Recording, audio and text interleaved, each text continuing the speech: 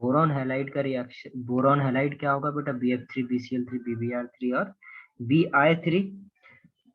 यदि हम लोग BF3 का प्रिपरेशन देखें, सबसे पहले BF3 कैसे प्रिपेयर होगा, तो प्रिपरेशन ऑफ BF3 क्या करना पड़ेगा आपको?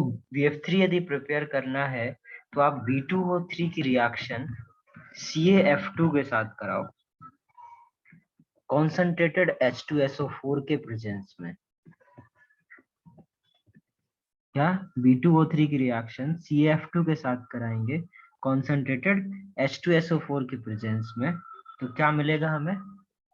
3CaSO4 plus 2BF3 plus. Sir आप कुछ लिख रहे हैं क्या? हाँ लिख सर रहा बहुत हूँ। डिलेड आ रहा है। सर सर आप बहुत जाके लैग हो गया है। 3CuSO बना दे। अच्छा, इतना problem.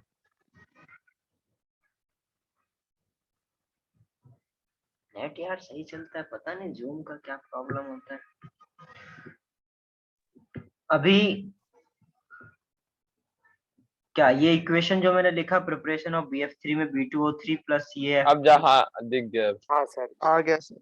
okay, B2O3 plus CaF2 plus H2SO4 will form 3CaSO4 plus 2BF3 plus 3H2O।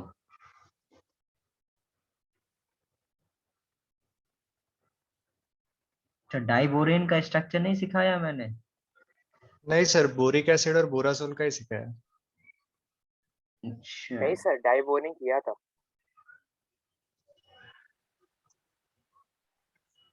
बता दो। डाइबोरेन का स्ट्रक्चर करवाया है। B2S6 ये इस तरीके से स्ट्रक्चर बताया है ना? हाँ सर हाँ हाँ सर। सर ये तो बताया था। सर केमिकल बॉन्डिंग में नहीं, तुम लोग को केमिकल बॉन्डिंग में सिखाया है, बट मैं अभी की बात कर रहा हूँ। सर वही ना जो वो पानी निकल जाता है मतलब। नहीं नहीं, ये एक्चुअली में क्या होता है, ये जो इसकी एक हाइड्रोजन का इलेक्ट्रॉन और एक बोरॉन का इलेक्ट्रॉन है, करेक्ट। अब बोरॉन के पास बेटा अभी सिर्फ तीन इलेक्ट्रॉन है, तो इसने सपोज इसके साथ 3 बॉन्ड बना लिए, तो अब ये इसने इसके साथ बॉन्ड बना लिया, तो अब ये वाला हाइड्रोजन इसके साथ बॉन्ड थोड़ी बना पा रहा है। तो इधर होता क्या है बेटा कि इस बोरॉन का एक इलेक्ट्रॉन और इस एक हाइड्रोजन का इलेक्ट्रॉन, ये दोनों इलेक्ट्रॉन, सर ये आपका स्क्रीन बहुत डिलेड आ रहा है। हाँ सर बहुत डिलेड आ रहा है क्या? 1 मिनट रुको।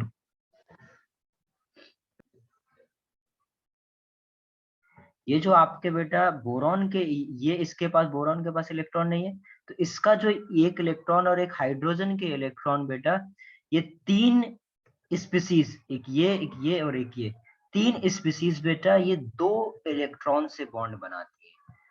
इस तरीके की जो बॉन्डिंग होता है इसको हम लोग डिफिशिएंट बॉन्डिंग बोलते हैं। और होता क्या है बेटा, इसमें 3 सेंटर 2 इलेक्ट्रॉन है, तो अपने पास क्या 2 इलेक्ट्रॉन, तो ये 3 एटम इन 2 इलेक्ट्रॉन के साथ ही क्या कर लेते हैं, ये आपका इस तरीके से कुछ बॉन्ड बनाते हैं। वैसे ही क्या होता है बेटा, ये वाला जो कार्बन बोरॉन का इलेक्ट्रॉन है इस हाइड्रोजन का, तो ये आपस में क्या करते हैं बेटा, ये दोनों इलेक्ट्रॉन ये मिलके क्या कर लेते हैं, इधर पे एक बॉन्ड बनाते हैं इस तरीके से। तो ये जो हाइड्रोजन होते हैं बेटा, ये चारों हाइड्रोजन, इन 4 हाइड्रोजन को हम लोग H टर्मिनल बोलते हैं, ओके। जबकि ये जो 2 हाइड्रोजन होते हैं इनको हम लोग क्या बोलते हैं, ब्रिज हाइड्रोजन। क्या ये सब बताया था मैंने? नहीं सर। No sir. तो तुम लोग को बोलना चाहिए था।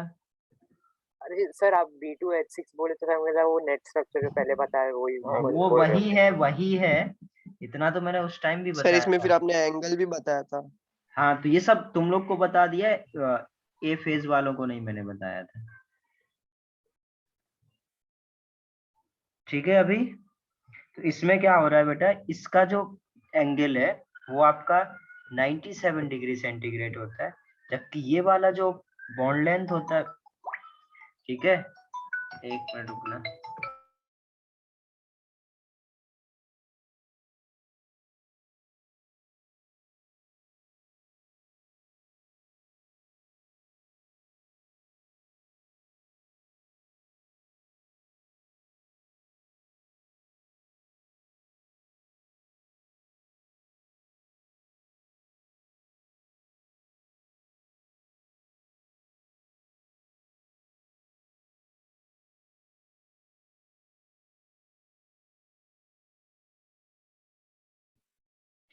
ठीक है, इतना समझ में आ गया ये। तो ये 97 डिग्री सेंटीग्रेड होगा और ये आपका 134 पिकोमीटर इसका क्या होता है, बॉन्ड लेंथ होता है। जबकि बेटा ये वाला जो एंगल होता है ये 120 डिग्री एंगल होता है, और ये वाला जो सर आप स्क्रीन बहुत लैग कर रहा है। बहुत लैग कर रहा है क्या? सर बहुत नहीं बोल सकता पर हाँ है। सर अब देखो, अभी आपने 134 पिकोमीटर अब जाके दिखा। हाँ सर अब अभी हाँ। 134 पिकोमीटर अब जाके दिखा है। हाँ सर। Yes sir. तो बहुत लैग कर रहा है में सर होंगे। आपने रिकॉर्डिंग ऑन नहीं किया। सर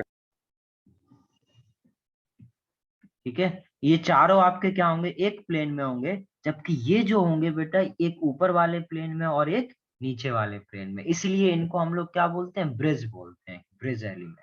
तो ये जो हाइड्रोजन होते हैं ये आपके ब्रिज हाइड्रोजन होते हैं, जबकि ये चारों हाइड्रोजन आपके क्या होंगे, टर्मिनल हाइड्रोजन होंगे। तो इसको ड्रॉ कर लो, सारी चीजें मैंने बता दिया है। और इसका जो बॉन्ड लेंथ होता है ये होता है बेटा 119 पिकोमीटर।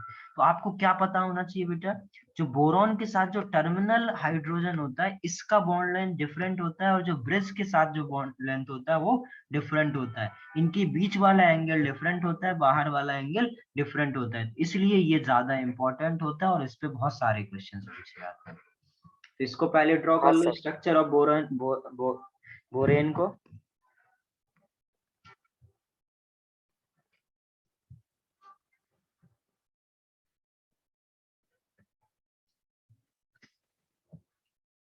यार तुम्हारे डाउट क्लास में तो लैग नहीं कर रहा था?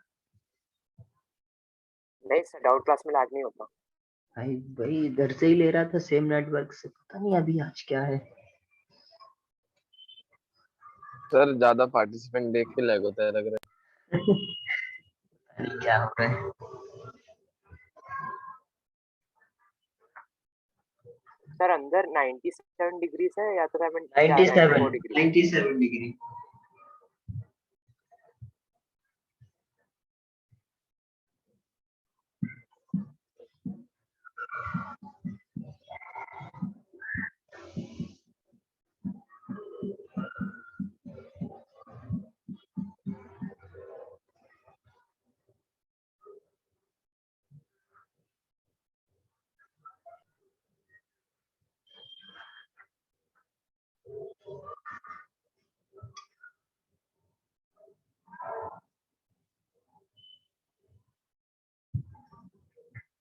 नोट डालिए। हाँ नहीं सर। सर। स्ट्रक्चर ड्रॉ कर लो फर्स्ट। हाँ सर।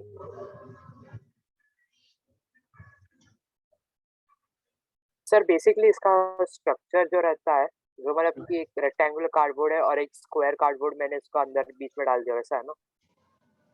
नहीं, इसको तो मैंने जस्ट सिंपल इसको प्लेनर दिखाने के लिए, ये चार प्लेनर है इसलिए इसको बनाया। सर ये वो तो जो बीच में का जो ब्रिजिल हाइड्रोजन है वो दूसरे प्लेन पे है ना ऐसा? हाँ दूसरे वाले प्लेन में है ये।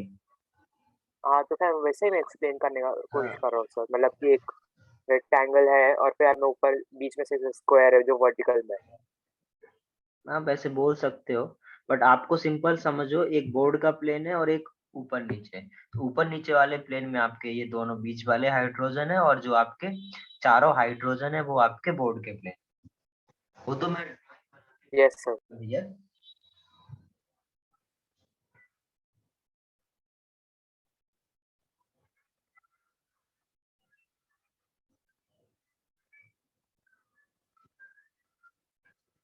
ये इस तरीके से बेटा BF3 का फॉर्मेशन होगा, ये समझ गए। B2O3 की रिएक्शन CaF2 के साथ कराऊंगा H2SO4 के प्रेजेंस में, तो CaSO4 plus 2BF3 plus 3H2O4। Same reaction बेटा यदि हम लोग B2O3 की रिएक्शन KBF4 के साथ कराएं द सेम H2SO4 के प्रेजेंस में, तो हमें क्या मिलेगा, 3K2SO4 plus 3K2SO4 plus 8BF4 plus 3H2O। ये BF3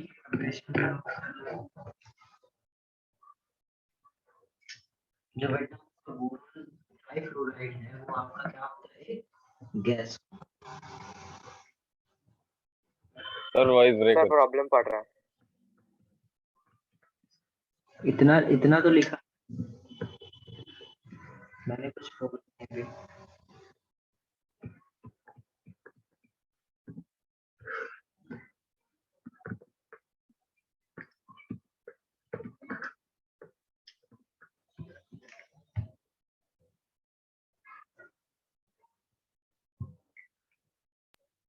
ये नोट कर लिया BF3 का प्रिपरेशन। No sir. 10 सेकंड में नोट कर। करो भाई।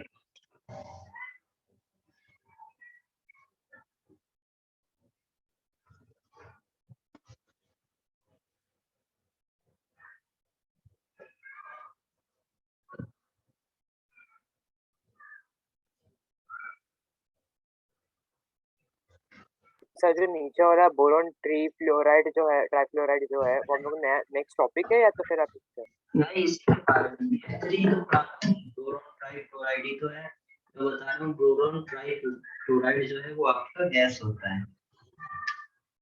Okay sir. बेसिकली मैं प्रॉपर्टीज बता रहा हूँ, ये आपकी गैस है। यदि BF3 के रिएक्शन में जो अभी हमने क्या देखा, प्रिपरेशन देखा, फिर हेडिंग डाल सकते हो नेक्स्ट सर समझ प्रॉपर्टी। नहीं आ रहा। क्या sir voice break voice break हो रही है क्या? हाँ सर।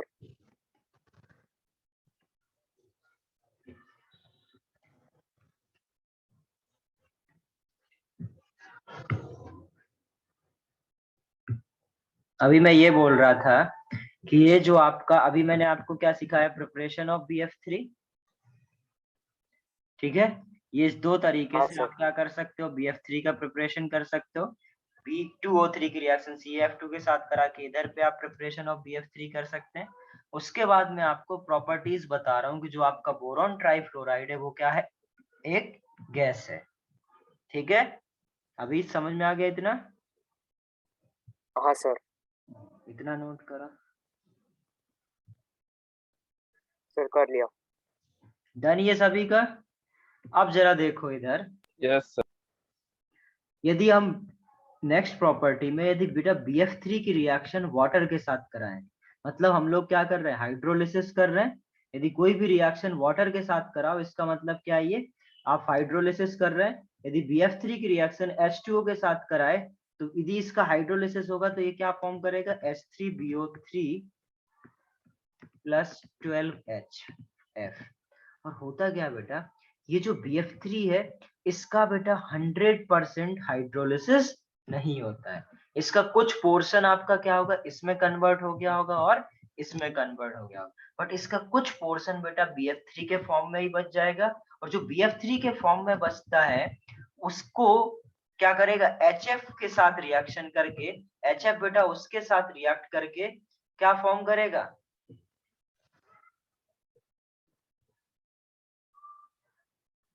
BF4 माइनस, या ऐसे H plus BF4 minus form कर लेता है। मैं समझ में?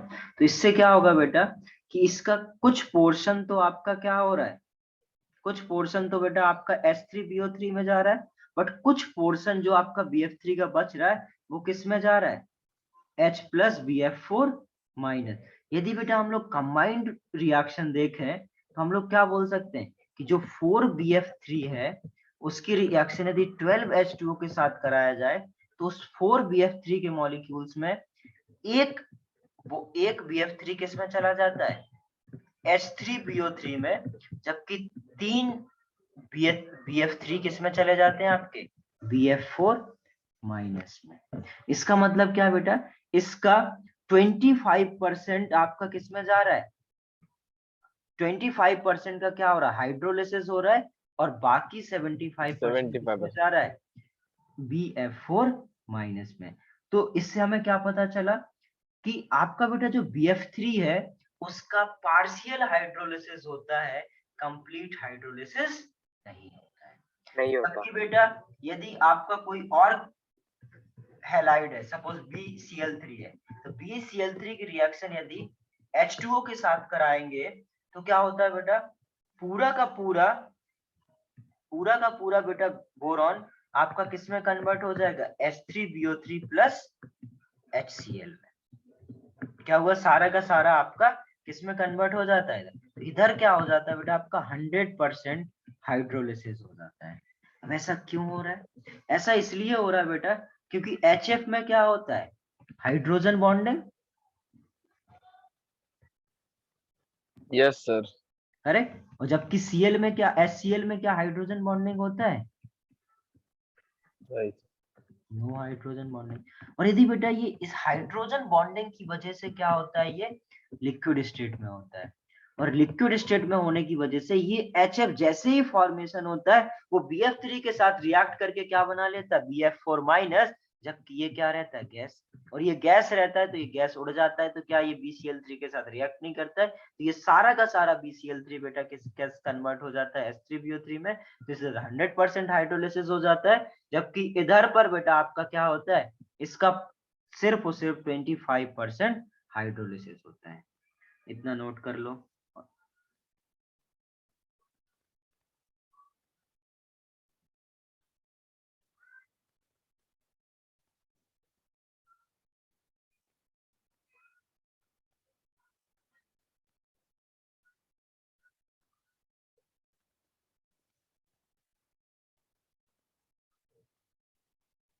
अभी ठीक है, हाँ सर। अब कोई प्रॉब्लम क्या? नहीं है ना?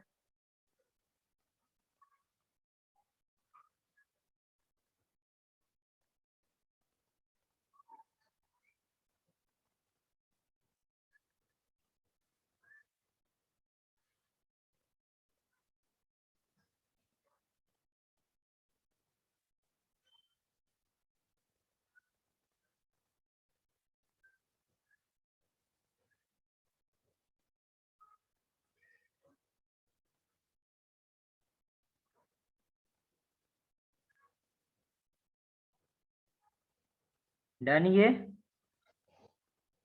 Sir last line. हाँ बोलो। सर मतलब हम लोग ऐसा बोल सकते हैं ना, ऊपर 100% मतलब पार्शियली इसके लिए हो रहा है क्योंकि हाइड्रोजन बॉन्डिंग की वजह से, और नीचे हाइड्रोजन बॉन्डिंग नहीं, इसके लिए 100% हाइड्रोलिसिस हो रहा है। ये लिक्विड फॉर्म में एग्जिस्ट कर रहा है बेटा, ये लिक्विड फॉर्म में है तो ये इसके साथ क्या करता है, रिएक्ट करके ये फॉर्म कर लेता है, जबकि ये HCl आपका BCl3 के साथ रिएक्ट करके कुछ बना नहीं रहा है, तो इसका क्या हो जाएगा, पूरा का पूरा हाइड्रोलिसिस ही होगा, ये किसी और फॉर्म में कन्वर्ट नहीं होगा। ये बेटा इससे ये इसका हाइड्रोलिसिस हो उससे पहले HF रिएक्ट करके क्या कर देता है, इसमें कन्वर्ट कर देता है। तो जब तक ये इसमें कन्वर्ट करता है उसका सिर्फ 25% ही इसमें कन्वर्ट हुआ होता है, और बाकी सारा इसमें कन्वर्ट हो जाता है। ओके।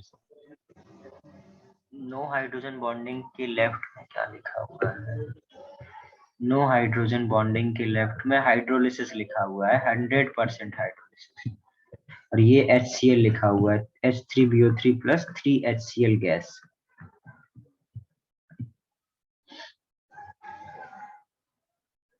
सर हाइड्रोजन बॉन्डिंग के HF के नीचे क्या लिखा, लिक्विड?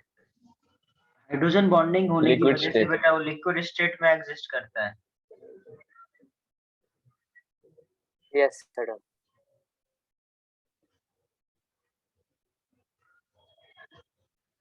ये डन सबको? तो अब ये तो मैंने इसको समझाने के लिए इधर ही मैंने आपको क्या बता दिया था कि BCl3 या कोई BBr3 हो या किस BI3 हो, उन सब का क्या हो जाता है बेटा, 100% हाइड्रोलिसिस हो जाता है, जबकि BF3 का 100% हाइड्रोलिसिस नहीं होता है। अब यदि हम बोरॉन ट्राइक्लोराइड की और थोड़ा बात करें,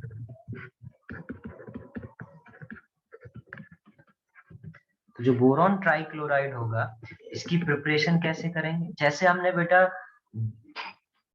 BF3 की प्रिपरेशन करी, एग्जैक्ट सेम, थोड़ा सा डिफरेंस होता है बट ऑलमोस्ट सेम ही तरीके से हम लोग क्या कर सकते हैं, B2O3 की रिएक्शन 3 कार्बन प्लस Cl2, मतलब हमने कार्बन लिया और Cl2 लिया, और कार्बन बेटा आपका क्या है, रिड्यूसिंग एजेंट है, तो B2O3 की रिएक्शन 3 कार्बन प्लस Cl2 के साथ कराया जाए तो क्या होगा,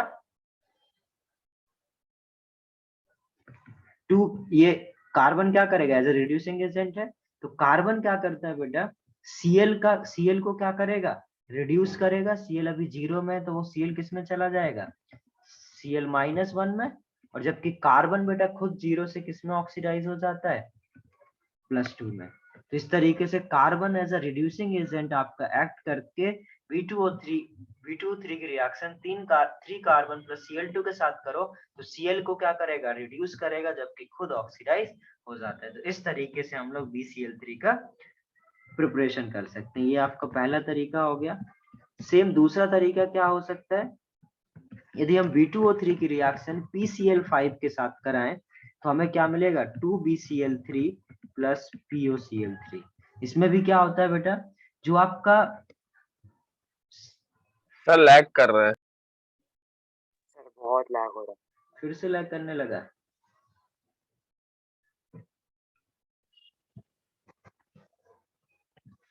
सर आपने एक पूरा लाइन बाद में आया है सब। हाँ सर। अच्छा तो अभी ये जो B2O3 है, अभी ये लाइन दिख रहा है, हाँ B2O3 सर। की रिएक्शन यदि PCl5 के साथ कराया जाए तो क्या होगा, 2PCl3 प्लस POCl3। क्या होगा, आप ये दो तरीके हो गए जिससे आप क्या कर सकते हो बेटा, आपका बोरॉन ट्राइक्लोराइड का फॉर्मेशन कर सकते हैं। एक तो simple carbon as a reducing agent use करके आप इसको Cl को रिड्यूस करके BCl3 प्लस कार्बन मोनोऑक्साइड बना सकते हैं, जबकि जो PCl5 है, PCl5 के साथ यदि आप रिएक्शन कराओगे तो आपको क्या मिलेगा, BCl3 plus POCl3।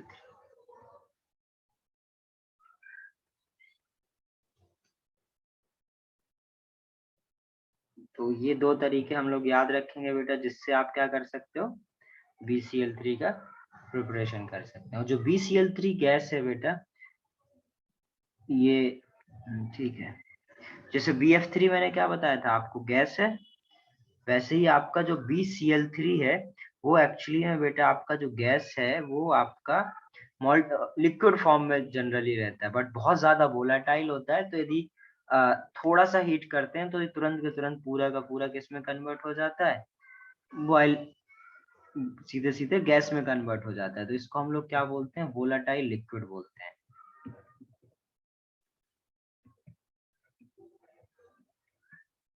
Volatile liquid, और इसका जो बॉइलिंग पॉइंट होता है बेटा वो 13 डिग्री सेंटीग्रेड होता है। देख सकते हो कितना कम बॉइलिंग पॉइंट है।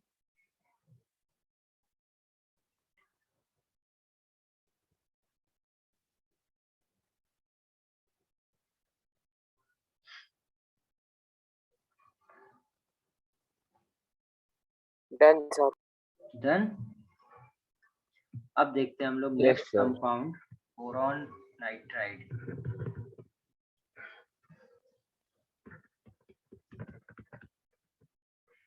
बोरॉन नाइट्राइड क्या होता है बेटा, BN। ओके, अब बोरॉन नाइट्राइड की प्रिपरेशन की बात करी जाए तो ये कैसे होगा, जब हम नॉर्मल बेटा बोरॉन क्या, मेटल की रिएक्शन, प्रीवियस पेज लो देखो,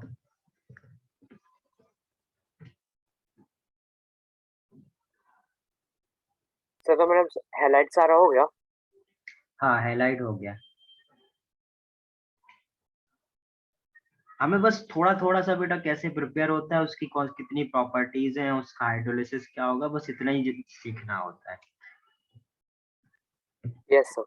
डन। ये आप बोरॉन की रिएक्शन यदि आप नाइट्रोजन के साथ कराओ, N2 के साथ कराओ तो आपको क्या मिलेगा, 2 बोरॉन नाइट्राइड मिलेगा। बोरॉन की रिएक्शन यदि N2 के साथ कराओ तो हमें क्या मिलेगा, 2 बोरॉन नाइट्राइड मिलेगा। जिससे जैसे याद हो आपको कि एलन की रिएक्शन, Al की रिएक्शन मैंने क्या कराया था, N2 के साथ कराया था तो क्या बोला था, ALN, करेक्ट। वैसे ही सेम बेटा बोरॉन की रिएक्शन N2 के साथ कराओगे 700 to 800 डिग्री सेंटीग्रेड पर, तो आपको क्या मिलेगा? बोरॉन नाइट्राइड मिलेगा। क्लियर है? अब हम लोग यदि बोरॉन नाइट्राइड की स्ट्रक्चर की बात करें तो क्या होता है बेटा, जैसे आपको मैंने अभी बोराजोल या बोराजीन का स्ट्रक्चर बताया था, वैसे ही क्या होता है, इसका स्ट्रक्चर भी होता है कुछ इस तरीके से। बट ये आपका क्या था, उसमें तो बेटा सिर्फ एक था, इसमें ये जो स्ट्रक्चर होता है ये पॉलीमेरिक फॉर्म में होता है कुछ इस तरीके से। इधर बोरॉन, इधर नाइट्रोजन, इधर बोरॉन। जैसे आपने उसका स्ट्रक्चर देखा है ग्रेफाइट का?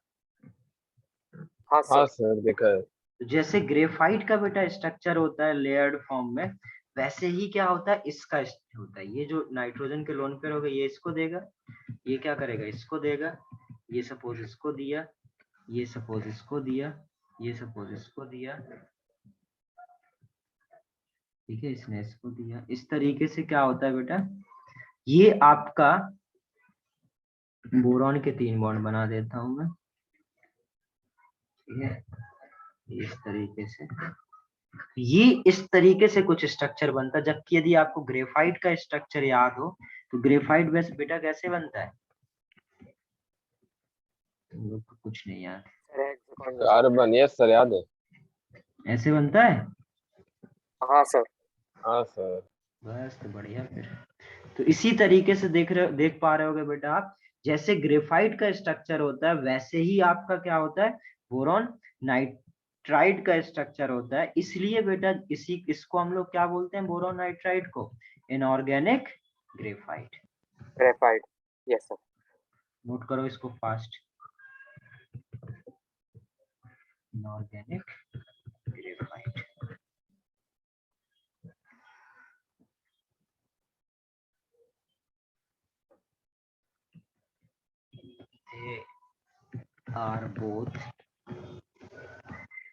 They are both soft and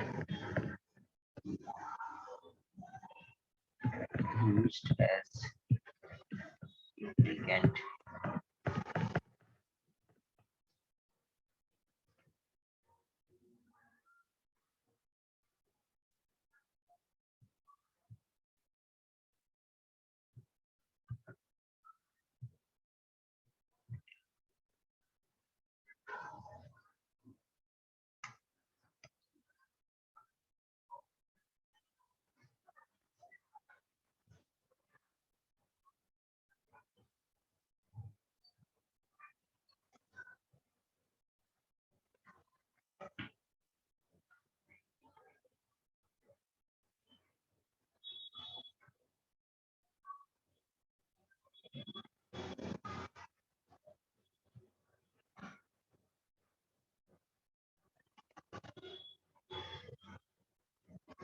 तो लिख लेना इधर की स्ट्रक्चर बेटा, बोरॉन नाइट्राइड का स्ट्रक्चर ग्रेफाइट के जैसा होता है, इसकी वजह से इसको हम लोग क्या बोलते हैं, इनऑर्गेनिक ग्रेफाइट बोलते हैं।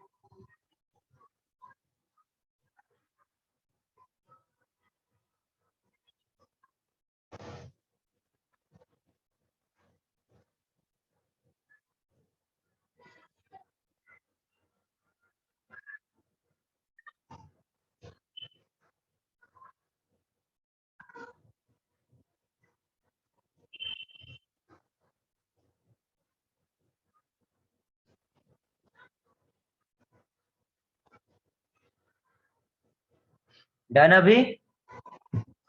No sir. जल्दी करो।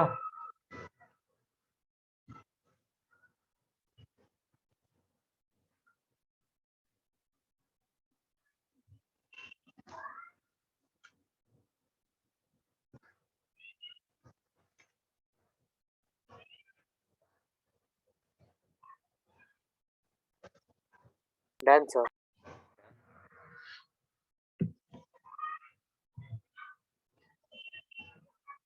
यदि बेटा हम लोग बोरॉन नाइट्राइड का रिएक्शन, पॉइंट डाल के लिख लेना, बोरॉन नाइट्राइड के रिएक्शन यदि बेसिकली हम लोग बोरॉन नाइट्राइड के यदि हाइड्रोलिसिस करें, H2O के साथ कराएं, तो हमें क्या मिलता है, B2O3 प्लस अमोनिया। ये बेटा अमोनिया बनाने का बहुत अच्छा मेथड है, ठीक है।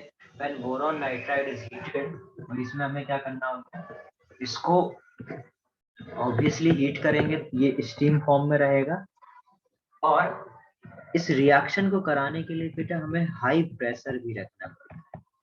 जब हम इसको बोरॉन नाइट्राइड को हाई टेम्परेचर हाई प्रेशर पर रिएक्शन कराते हैं, तब जाके हमें क्या मिलता है, अमोनिया गैस का प्रिपरेशन होता है। तो इस तरीके से हमें ये कई बार पूछा जाता है कि बोरॉन नाइट्राइड से कौन सा गैस मिलता है हाइड्रोलिसिस करने पर, तो हमें पता होना चाहिए क्या मिलेगा, B2O3 plus ammonia gas. Sir ये फर्स्ट पॉइंट और सेकंड पॉइंट है।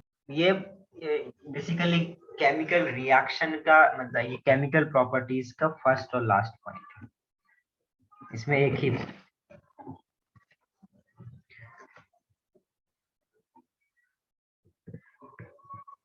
Done sir. अब देखते हैं हम लोग, तो ये बोरॉन का बेटा आपका कंप्लीट हो गया। अब हम लोग देखेंगे नेक्स्ट एल्यूमिनियम।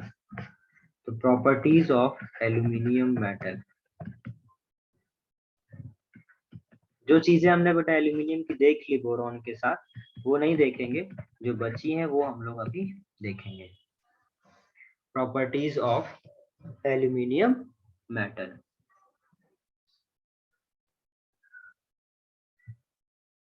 तो सबसे पहले बेटा तो एल्यूमिनियम क्या है, आपका एक सिल्वरी वाइट मेटल है, तो हम लोग इधर लिख सकते हैं aluminium is a silvery white. ये साथ में लिखते जाओ बेटा, प्रॉपर्टीज हैं, सुनते जाना और लिखते जाना, कुछ उसमें ऐसा नहीं है जो समझना हो आपको। तो aluminium is a silvery white metal, और इसका जो मेल्टिंग पॉइंट होता है बेटा वो 660 डिग्री सेंटीग्रेड होता है, with a melting point of 660। वैसे मैं प्रॉपर्टीज बता चुका हूँ सारे की, प्रॉपर्टी 6 डिग्री सी। और जो एल्यूमिनियम है बेटा वो आपका एक good conductor of heat and electricity होता है, ये भी पता है। अधिकतर मेटल आपके क्या होते हैं, good conductor of heat and electricity. हाँ सर। अब देखते हैं हम लोग जरा नेक्स्ट, जो बेटा ड्राई एयर है, ड्राई एयर बेटा आपके एल्यूमिनियम पर कोई भी रिएक्शन नहीं करता है, जबकि जो मॉइस्ट एयर होगा वो एल्यूमिनियम के साथ रिएक्ट करके क्या बना लेगा, Al2O3 का ऑक्साइड बना लेगा। सर वो 661 लिखा है ना। हाँ 660 डिग्री सी, ठीक है। तो सिंपल हम लोग इधर क्या बोल सकते हैं, एल्यूमिनियम डज नॉट या सिंपल लिखो, एल्यूमिनियम हैज नो एक्शन और no action with dry air, but moist air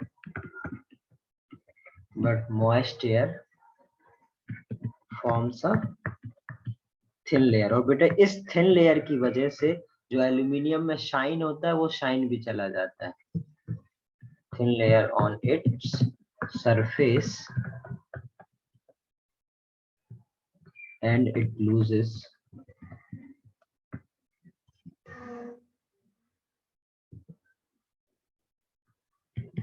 its shine।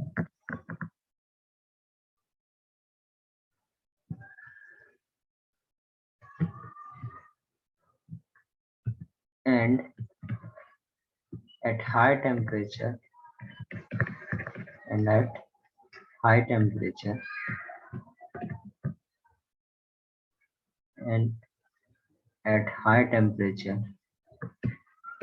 it burns in air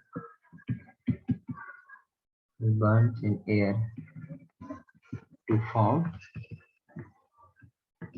Al2O3 and Aln। तो सिंपल हम लोग क्या बोल सकते हैं, Al की रिएक्शन यदि O2 के साथ कराया जाए हाई टेम्परेचर पर, तो क्या होगा बेटा, Al2O3 बनाएगा, जबकि Al की रिएक्शन यदि N2 के साथ, एयर में क्या होता है बेटा O2 और N2, तो दोनों की यदि हाई टेम्परेचर पे यदि रिएक्शन कराया जाए तो क्या होगा आपका एल्यूमिनियम ऑक्साइड और एल्यूमिनियम नाइट्राइड दोनों का फॉर्मेशन हो गया। समझ में आया इतना? हाँ सर। नोट कर लो ये।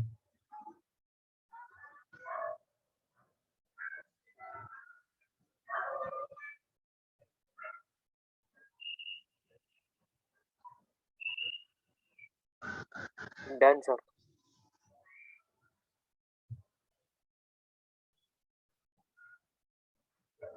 Yes sir. हो गया। अब जैसे आपको मैंने एल्यूमिनियम की रिएक्शन वाटर के साथ तो सिखाई है, जो एल्यूमिनियम बेटा वो क्या कोल्ड वाटर के साथ रिएक्शन करता है?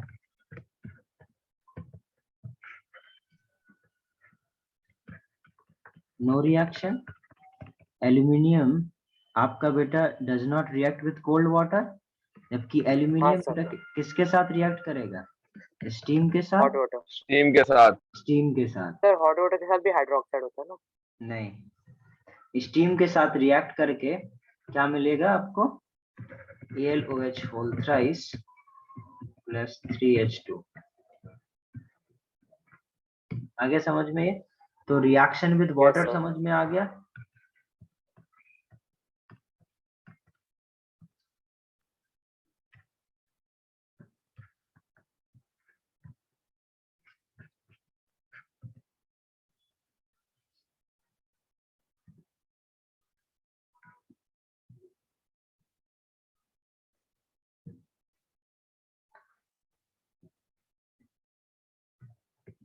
अब यदि हम लोग एसिड के साथ रिएक्शन देखें,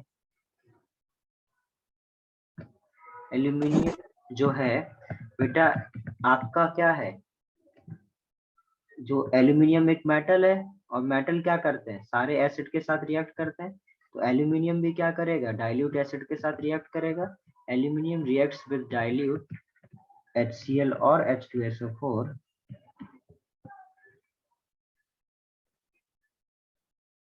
ये तो हम लोग हाइड्रोजन गैस की प्रिपरेशन में देखे हैं ना, मेटल की रिएक्शन मैंने एसिड के साथ कराया था तो क्या मिला था, हाइड्रोजन गैस मिला था। इधर भी हम लोग क्या बोलेंगे, सपोज एल्यूमिनियम है, इसकी रिएक्शन बेटा 6HCl के साथ कराया जाए तो हमें क्या मिलेगा, AlCl3 प्लस H2 गैस। याद नहीं आ रहा है बेटा मेटल की रिएक्शन एसिड हाँ के सर, याद साथ? आ रहा है। याद आ रहा है ना? जो भी आपके बेटा कंपाउंड, जो भी आपके मेटल हाइड्रोजन के ऊपर होते हैं किसमें, रिएक्टिविटी सीरीज में, वो सारे के सारे मेटल डाइल्यूट HCl या डाइल्यूट H2SO4 के साथ रिएक्शन करके क्या बनाएंगे, salt plus H2 gas. Suppose इसकी जगह Al की जगह H2SO4 ले लूं तो क्या मिलेगा, Al2SO4 whole thrice plus H2। इधर क्या करना gas, पड़ेगा, yes, sir. 3, इधर पर 2, इधर पर 3।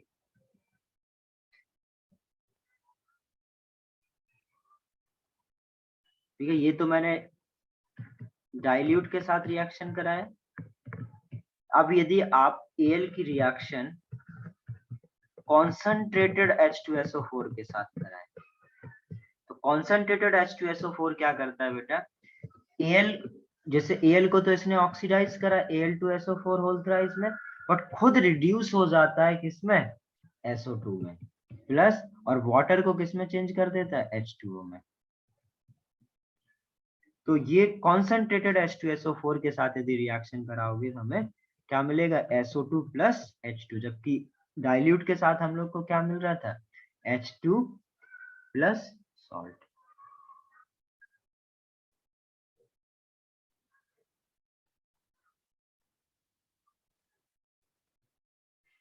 नोट करो इसको फास्ट।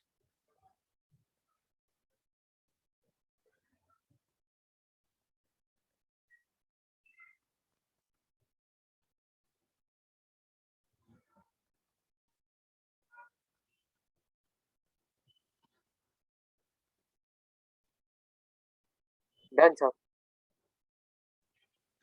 डन हो गया सभी का? बाकी लोग क्या बोलेंगे, नहीं कुछ पता ही नहीं चलता है। समझ में आ रहा है? हैंड रेज करो।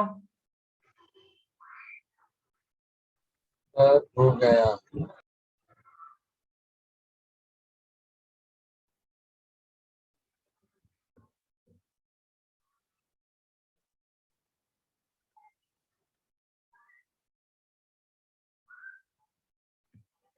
हम लोग बताते कुछ हो नहीं, पता नहीं समझ में आता है नहीं आता है। 15 सर 20 समझ रहे तुम तो बोल रहे हो बेटा, बाकी का कुछ समझ में नहीं आता मेरे को। अब देखते जरा नेक्स्ट। हाँ ठीक है, कर लो, हैंड डाउन कर लो। अब सर आपको पता है ऑफलाइन कब से स्टार्ट होएगा वापस? नहीं बेटा, मेरे को नहीं पता है। ये तो आइडिया है? बेटा ये तो आपके सेंटर वाले ही बता सकते हैं।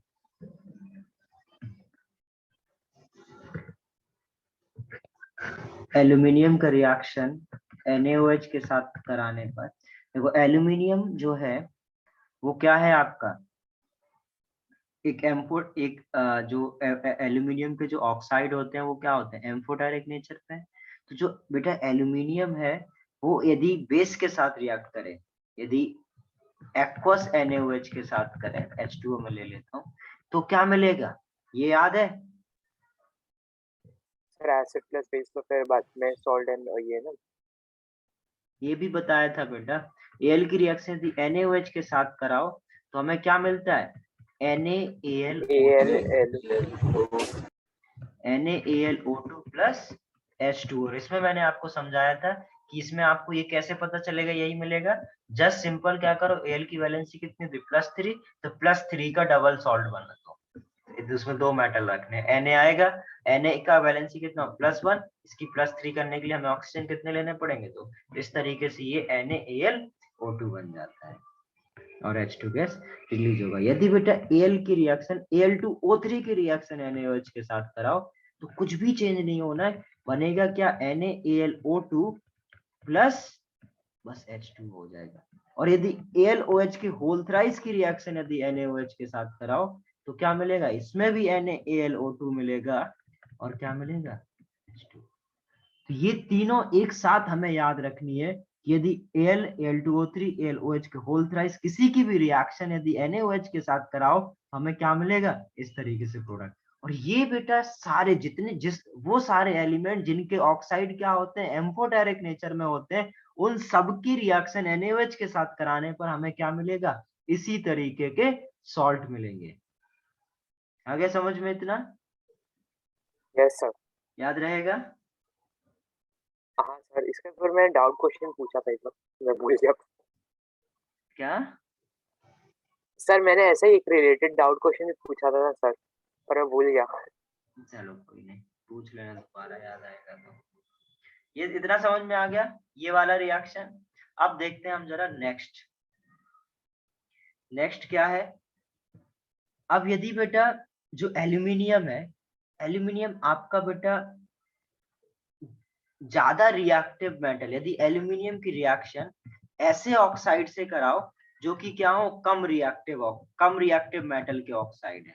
आपको पता है बेटा जो रिएक्टिविटी सीरीज में जो आपके नीचे वाले मेटल के ऑक्साइड है वो क्या करेगा, एल्यूमिनियम उसको क्या कर देगा, डिस्प्लेस कर देगा और खुद का क्या बना लेगा, Al2O3 प्लस इसको क्या कर देगा, 2Fe बना देगा। समझ गए? क्योंकि आपकी जो रिएक्टिविटी सीरीज है उसमें Al कहां पर है, ऊपर है। तो Al की रिएक्शन यदि Fe2O3 के साथ कराया जाए तो हमें क्या मिलेगा, Al2O3 प्लस 2Fe। ऐसे ही बेटा Al की रिएक्शन यदि किसी भी ऐसे मेटल ऑक्साइड के साथ कराओ जो कि क्या हो, लेस रिएक्टिव, ठीक है, तो वो क्या करेगा, Al इसको भी रिप्लेस कर देगा और क्या बना लेगा, रिप्लेस कर दे। Al2O3 प्लस 3Mn बना लेगा। सेम यदि बेटा Al की रिएक्शन हम Cr2O3 के साथ कराएं तो इसमें भी सेम होना है, Al2O3 प्लस 2Cr। तो इस तरीके से आपको क्या करना है, आप इसको बैलेंस कर देंगे तो आपका ये रिएक्शन हो जाएगा। तो कॉन्सेप्ट क्या है इसमें, सिंपल बेटा, आपका लेस रिएक्टिव मेटल ऑक्साइड होना चाहिए। Okay, it can reduce metal can reduce metal oxide of less reactive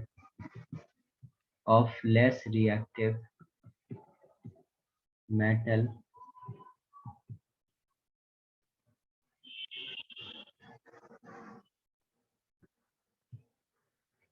than itself.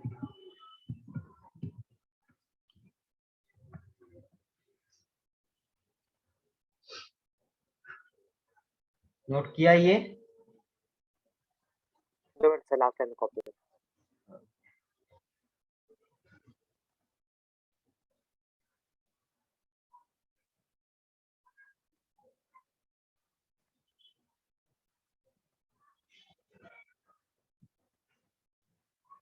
Yes sir. Next देखो जरा, एल्यूमिनियम ऑक्साइड्स। एल्यूमिनियम ऑक्साइड्स क्या होगा आपका? Al2O3। Yes, ये sir. तो अब हमें Al2O3 के बारे में पढ़ना है, तो सबसे पहले तो हम ये देखेंगे, तो ये Al2O3 है। देखो आपका, जैसे मैंने स्टार्टिंग में, यदि आपको याद हो तो मैंने बताया था, जो एल्यूमिनियम है बेटा, वो आपका आकर एलिमेंटल फॉर्म में तो करता नहीं है, कंबाइंड फॉर्म में करता है। और सबसे ज्यादा बेटा जो कंबाइंड, सबसे ज्यादा बेटा जिस फॉर्म में ये क्या करता है, आकर करता है, वो फॉर्म होता है उसका ऑक्साइड। तो एल्यूमिनियम बेटा अपने सबसे ज्यादा किस फॉर्म में रहता है? ऑक्साइड के फॉर्म में रहता है। और ऑक्साइड ही बेटा क्या है, उसका मोस्ट स्टेबल कंपाउंड है एल्यूमिनियम। इसके लिए हमें सबसे पहले तो ये याद रखेंगे, it is the most stable compound of aluminium. Is the most stable compound of aluminium.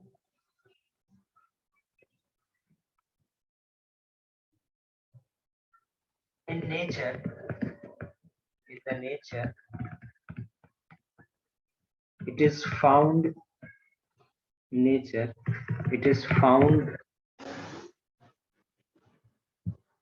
in the form of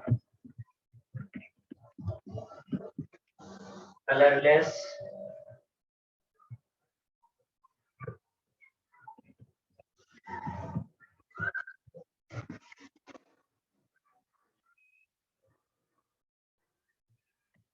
but sometimes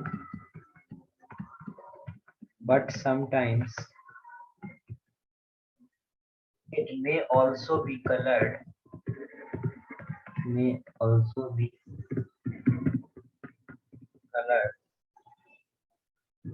due to the presence of, जो एल्यूमिनियम ऑक्साइड होता है बेटा, वो क्रिस्टलाइन फॉर्म में रहता है। तो उस क्रिस्टलाइन फॉर्म में क्या होते हैं, कुछ डी ब्लॉक के कुछ ऑक्साइड्स आ जाते हैं। जो डी ब्लॉक के एलिमेंट्स हैं उनके ऑक्साइड प्रेजेंट होते हैं, उनके ऑक्साइड, डी ब्लॉक के ऑक्साइड प्रेजेंट होने की वजह से उसमें क्या आ जाता है बेटा, कलर आ जाता है। It may also be coloured due to the presence of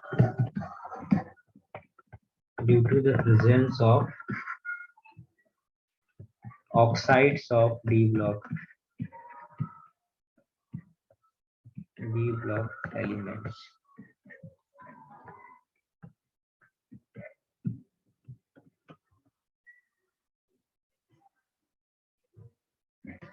In its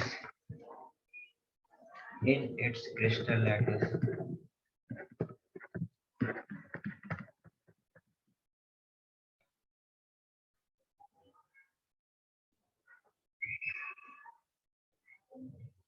Done, sir.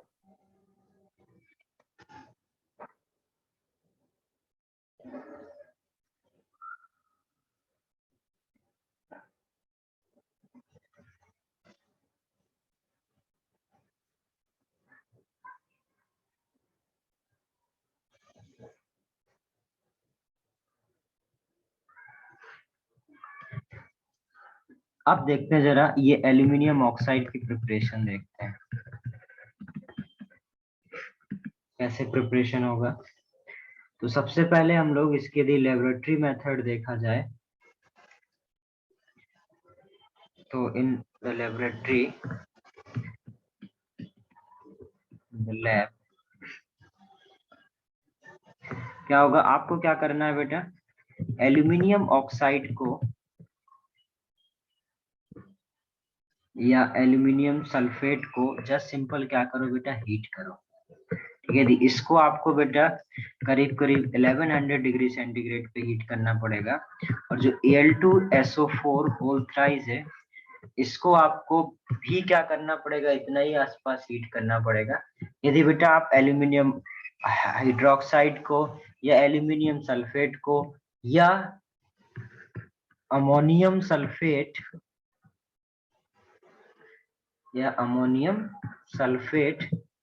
Dot Al2SO4 whole thrice dot 24H2O यदि इसको आप हीट करो तो तीनों केस में बेटा आपको प्रोडक्ट क्या मिलेगा, Al2O3 प्लस 3H2O। इसके केस में क्या मिलेगा, Al2O3 plus SO3।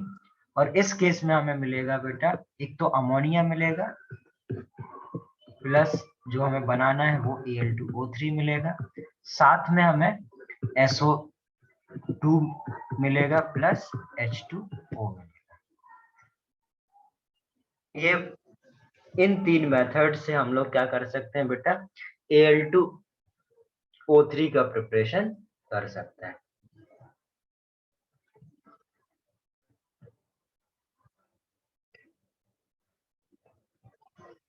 Sir 24H2 लिखा है ना?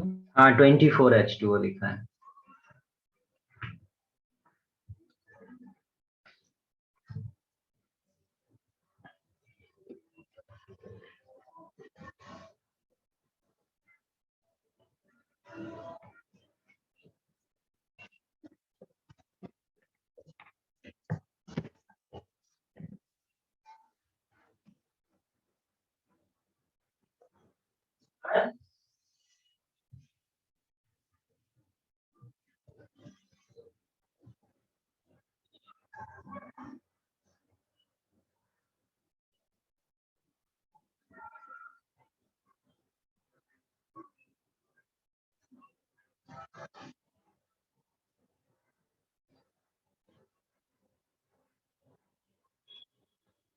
Done sir.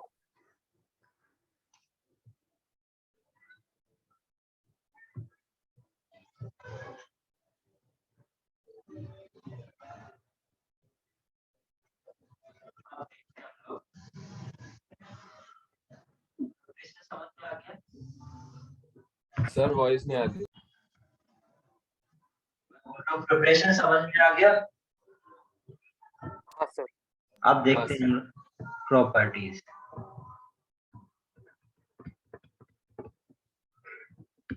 प्रॉपर्टीज में क्या होगा,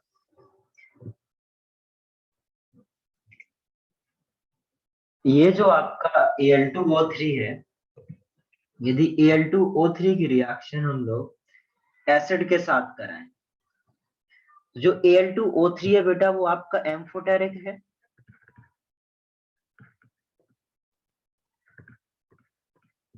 एम्फोटेरिक याद है क्या होता है? हाँ सर, Yes, बेस sir. से भी ऐड कर कर बेस और एसिड कर दिया। तो ये Al2O3 बेटा एसिड के साथ भी रिएक्ट करेगा, HCl के साथ भी रिएक्ट करेगा और NaOH के साथ भी करेगा। और अभी अभी मैंने NaOH के साथ क्या करेगा वो आपको दिखा चुका हूँ।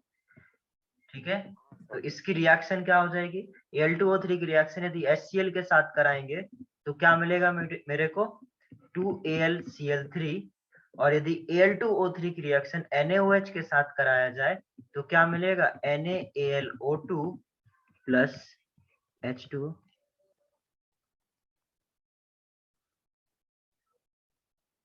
ठीक है, इतना Al2O3 प्लस NaOH से क्या मिलेगा मेरे को NaAlO2 प्लस H2O। तो इससे पता चला बेटा कि यदि आपका कोई भी ऑक्साइड एसिड के साथ भी रिएक्ट करे, बेस के साथ भी रिएक्ट करे, तो हमें क्या मिलेगा, यदि हमें दोनों के साथ रिएक्शन करे तो वो क्या होता है, एम्फोटेरिक होता है। और ऐसे और कौन कौन से एम्फोटेरिक ऑक्साइड होते हैं ये भी मैंने सिखाया आपको, करेक्ट। हाँ सर। इतना तो समझ में आ गया। तो ये तो हो गया इसका पहला प्रॉपर्टी। Yes sir. दूसरा प्रॉपर्टी क्या हो जाएगा, यदि बेटा आप एल्यूमिनियम ऑक्साइड की रिएक्शन कार्बन के साथ करें, तो कार्बन क्या होता है बेटा जनरली, रिड्यूसिंग एजेंट। तो ये Al2O3 Reducing की रिएक्शन यदि आप बेटा कार्बन के साथ कराएं, ठीक है, तो आपको क्या मिलेगा, ये कार्बन क्या करता है बेटा, डिस्प्रोपोर्शनेशन रिएक्शन कर लेता है। डिस्प्रोपोर्शनेशन पूरा लिखूंगा तो बहुत बड़ा हो जाएगा, डिस्प्रोपोर्शनेशन रिएक्शन हो जाएगा। और इसकी रिएक्शन बेटा 2000 डिग्री सेंटीग्रेड पे करके खुद क्या होके रिड्यूस होके क्या बना लेता है, कार्बाइड बना लेता है, Al4C3 प्लस ऑक्स, और कुछ पोर्शन ऑक्सीडाइज होके क्या बना ले, कार्बन मोनोऑक्साइड। फिर जो ये Al4C3 बनता है, कार्बाइड बनता है, कार्बाइड का यदि हाइड्रोलिसिस करा जाए, H2O के साथ रिएक्शन करा जाए, तो आपको क्या मिलेगा, यदि याद हो कार्बाइड कैसे देखते हैं कार्बाइड को, ये Al+3 और C4-, H2O को बेटा कैसे ब्रेक करना है, H+ और OH-। H++ को छोड़ दो और OH- को प्लस माइनस, तो क्या मिल जाएगा, AlOH का होल थ्राइस। ये समझ में आ रहा है, बोलो, क्रॉस मल्टीप्लाई करके AlOH का होल थ्राइस बन जाएगा, जबकि C4-, ये एक्सप्लेन करना, क्या ये एक्सप्लेन करना ना सर। ये एक्सप्लेन। नहीं समझ में आया, नहीं सर। Al4C3 आप इसको इस तरीके से break कर सकते हैं, तो आप क्रॉस मल्टीप्लिकेशन से कंपाउंड सर आपका सर आवाज आवाज नहीं नहीं आ रहा है। आवाज नहीं आ रहा मेरा, हाँ सर।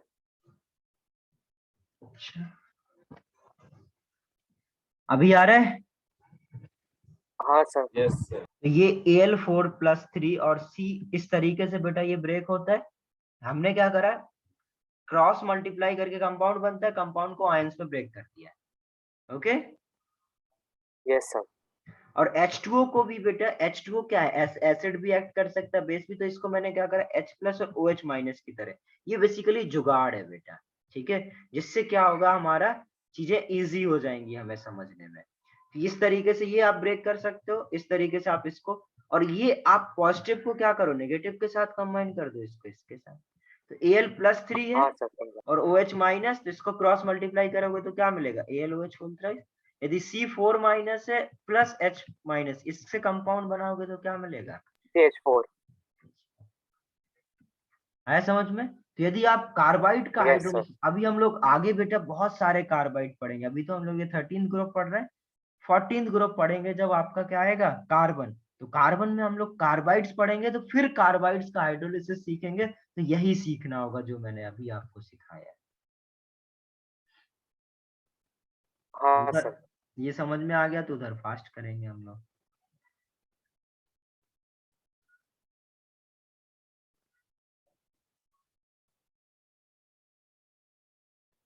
सर वो गाली के डिस्प्रोपोर्शनल। डिस्प्रोपोर्शनेशन रिएक्शन पूरा नहीं लिखा है, पूरा लिख लो अपने से।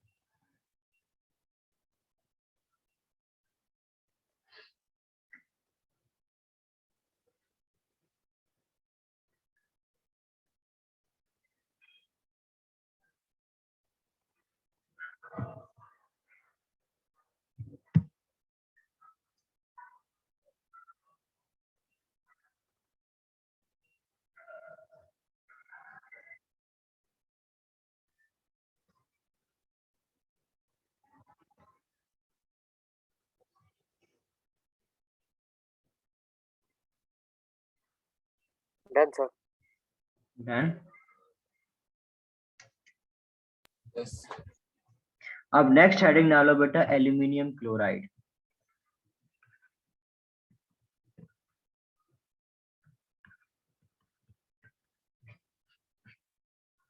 एल्यूमिनियम क्लोराइड, ब्रैकेट में क्या आएगा, AlCl3।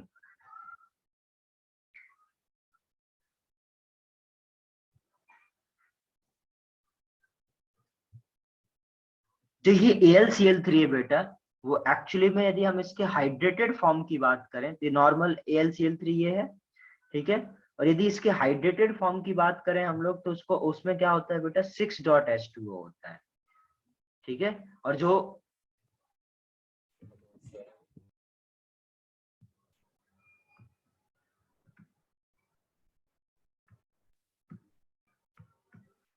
Hello sir. हाँ हाँ हाँ,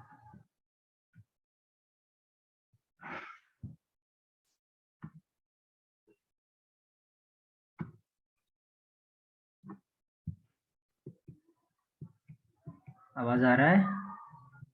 हाँ सर आ सर रहा आ है। रहा है, आप लेफ्ट हो। तो कहाँ थे हम लोग, एल्यूमिनियम क्लोराइड पर। Aluminium chloride. देखो एल्यूमिनियम क्लोराइड में मैं आपको बता रहा था, जो आपका एल्यूमिनियम क्लोराइड है वो आपका 6H2O के हाइड्रेटेड फॉर्म में एग्जिस्ट करता है, जो कि एक कलरलेस क्रिस्टलाइन सॉलिड होता है, वाटर में बहुत ज्यादा सॉल्युबल होता है, और इसका जो एनहाइड्रस फॉर्म भी होता है, ठीक है। और एनहाइड्रस फॉर्म जो होता है बेटा वो डिलिक्विसेंट होता है, जहां पर भी पानी होता है उसको एब्जॉर्ब करने के लिए यूज होता है। तो कोई ये आपको इसका हाइड्रेटेड फॉर्म पता होना चाहिए, तो मैं इधर आपको लिखा रहा हूँ, the hydrated form, the hydrated form AlCl3.6H2O is a colorless, sir screen क्या सर स्क्रीन शेयरिंग तो स्लो चल रहा है। स्क्रीन स्लो चल रहा है क्या? हाँ सर। हाइड्रेट का अभी कलरलेस नहीं आया? नहीं सर, अभी तो ये सर अभी तो हाइड्रेटेड फॉर्म तक। अब आ गया होगा। हाँ सर अभी आया। The hydrated form of AlCl3.6H2 is a colorless solid solid. soluble in water, and AlCl3 anhydrous AlCl3, anhydrous मतलब क्या बेटा, उसमें ये वाटर क्रिस्टलाइन नहीं होंगे, मतलब सिर्फ आपका क्या होगा, AlCl3। हाइड्रेटेड फॉर्म क्या होता है, जिसमें वाटर क्रिस्टलाइजेशन हो, और एनहाइड्रस फॉर्म कौन सा होगा, जिसमें ये वाटर क्रिस्टलाइजेशन ना हो। तो जो एनहाइड्रस है ये तो आपको समझ में आ गया, जो हाइड्रेटेड है बेटा वो कलरलेस सॉलिड है, सॉल्युबल इन वाटर है। जो हाँ सर। एनहाइड्रस है वो आपका क्या होता है बेटा, डीलिक्विसेंट होता है। डीलिक्विसेंट मतलब क्या होता है, वो सारे सब्सटेंस डीलिक्विसेंट होते हैं जो किसी सब्सटेंस से क्या करें बेटा, वाटर को एब्सॉर्ब कर ले। तो AlCl3 इज अ डीलिक्विसेंट, जो एनहाइड्रस होगा। तो anhydrous AlCl3 is a deliquescent white solid. ये था AlCl3 का इंट्रोडक्शन। सर डीलिक्विसेंट का मीनिंग? डीलिक्विसेंट का मीनिंग होता है बेटा वो सारे सब्सटेंस जो कि क्या करें, तो वाटर एब्सॉर्ब कर लेते वाटर एब्सॉर्ब कर ले। तो स्पंज जैसा। हाँ, मतलब सैंड जैसा। सैंड क्या करता है, ओके सर। सैंड को यदि आप वाटर, जहां पर वाटर पड़ा वहां सैंड डाल दो तो वाटर, सैंड क्या कर लेता है, वाटर को एब्सॉर्ब कर लेता हैं, एब्सॉर्ब कर लेता है। है। सर ये व्हाइट सॉलिड लिखा ना लास्ट हाँ, व्हाइट सॉलिड लिखा है लास्ट में। Done sir. अब देखते हैं हम लोग प्रिपरेशन ऑफ AlCl3.6H2O।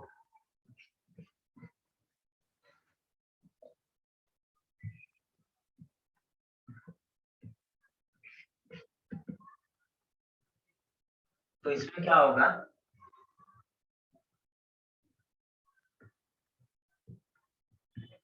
Al2 सबसे पहले क्या करना पड़ेगा, Al2O3 लेना होगा। ठीक है, हम लोग क्या करेंगे, एल्यूमिनियम ऑक्साइड को या एल्यूमिनियम हाइड्रोक्साइड कुछ भी ले लो, AlOH का होल थ्राइस, एल्यूमिनियम ऑक्साइड या एल्यूमिनियम हाइड्रोक्साइड, इसकी रिएक्शन आपको किसके साथ करानी है, HCl के साथ कराओ दोनों केस में। ठीक है, बस मोल का फर्क होता है बेटा, इसमें 6 मोल्स लेने पड़ते हैं, इसमें हमें 3 मोल्स, वो तो आप रिएक्शन बैलेंस करोगे तो अपने आप बैलेंस हो जाएगा। एल और बनना क्या है, दोनों केस में आपका क्या बनेगा, AlCl3 प्लस H2O, इसमें भी क्या बनेगा, AlCl3 प्लस, इसमें 2 मोल्स बनेंगे, इसमें 1 मोल बनेगा। ठीक है, अब जब आपने Al2O3 की रिएक्शन HCl के साथ कराया तो AlCl3 बन गया, बट ये जो क्रिस्टलाइन फॉर्म है ये कैसे बनेगा, ये आपने क्या करा, ये तो आपका AlCl3 है, ये इसके साथ H2O बना, ये आपका किसी कंटेनर में बना होगा बेटा, दोनों एक साथ, इन दोनों को हम लोग क्या कर लेते हैं बेटा, क्रिस्टलाइज कर लेते हैं, और क्रिस्टलाइजेशन के बाद इसको फिल्टर आउट कर लेते हैं, तो हमें क्या क्या ऑब्टेन होगा, हमें ये ऑब्टेन होगा।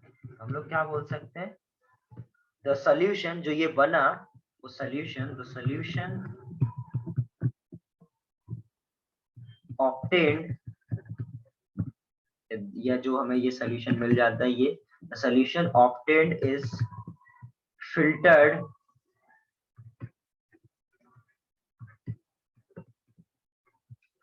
solution obtained is filtered and crystallized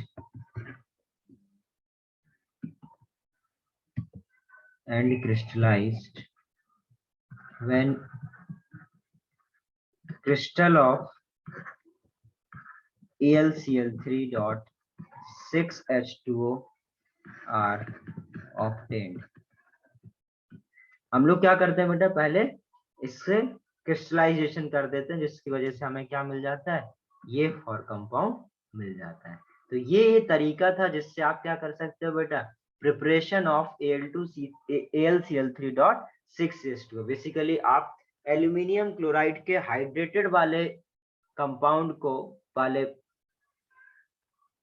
form को आप इस तरीके से प्रिपेयर कर सकते हो। यदि आपको सिंपल एनहाइड्रस AlCl3 की प्रिपरेशन करनी है तो आप सिंपल क्या करो, Al की रिएक्शन Cl2 के साथ करो, आपको AlCl3 मिल जाएगा। करेक्ट, Al की रिएक्शन HCl के साथ करो, आपको डायरेक्ट क्या मिल जाएगा, AlCl3 प्लस H2। तो यदि आपको एनहाइड्रस AlCl3 निकालना है तब तो आप सीधे सीधे कर दो, यदि आपको हाइड्रेटेड फॉर्म चाहिए तब आपको क्या करना पड़ेगा, कुछ इस तरीके से करना पड़ेगा। डन ये? हाँ सर। Yes sir. बाकी लोग लिख रहे हो क्या, बस सो रहे हो? लिख रहे सर। लिख रहे हो? लिख रहे हैं सर। लिख रहे हो ना, ठीक है। ठीक है, क्रिस नहीं आया क्या आज? आए थे दोनों क्रिस। सर वो डेफिनेटली सो रहा है 100%। नहीं सर। लिख रहा है? हाँ सर लिख रहा है। आऊंगा अभी जल्दी, कितने बोलो। दिन बाद में आया मैं क्रिस्टू। नहीं जल्दी आऊंगा मैं भी, बोरी बोली, परेशान मत, नोट्स देखूंगा तुम सबके। हाँ सर। अंधेरी कब आ जाएगी? अंधेरी भी आ जाऊंगा बेटा।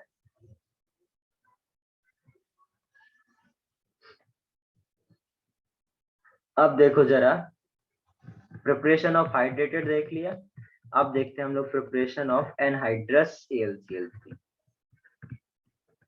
ये सब बेटा देखो देखने में आसान लगेगा, मैं बता रहा हूँ, आप सुन रहे हो, सब बढ़िया है ना, निकल जाएगा। इसको याद रखना पड़ेगा।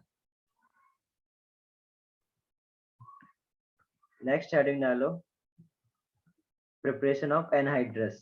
तो आपको यदि एनहाइड्रस AlCl3 चाहिए तो आप सिंपल क्या करो बेटा, Al की रिएक्शन Cl2 गैस के साथ कराओ, आपको क्या मिल जाएगा, 2AlCl3 मिल जाएगा। या आप क्या करा दो, हीटेड Al की रिएक्शन 6HCl के साथ करा दो, ड्राई होना चाहिए अदरवाइज वो बन जाएगा एनहाइड्रस। तो क्या मिल जाएगा, 2AlCl3 प्लस 3H2। इस तरीके से हम लोग क्या कर सकते हैं, प्रिपरेशन कर सकते हैं। थर्ड मेथड है बेटा, यदि Al2O3 की रिएक्शन हम लोग किसके साथ कराएं, कार्बन प्लस Cl2 के साथ कराएं, तो क्या मिलेगा, बस इसको हमें 1000 डिग्री सेंटीग्रेड पर हीट करना पड़ेगा। इससे क्या होगा, AlCl3 एनहाइड्रस मिलेगा प्लस 3CO।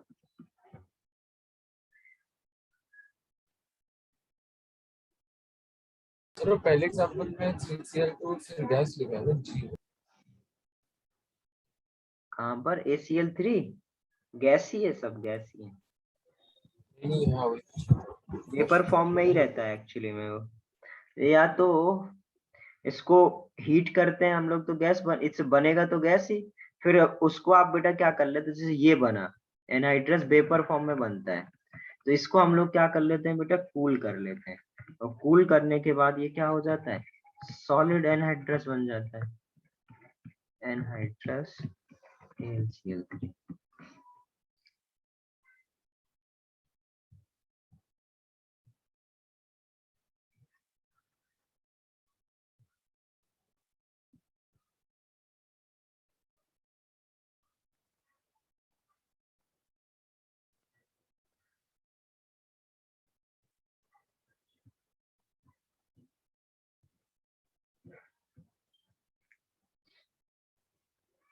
डन ये, नहीं सर।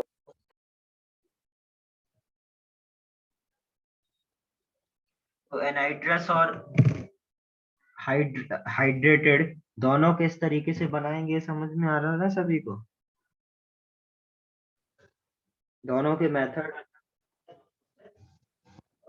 हाँ सर।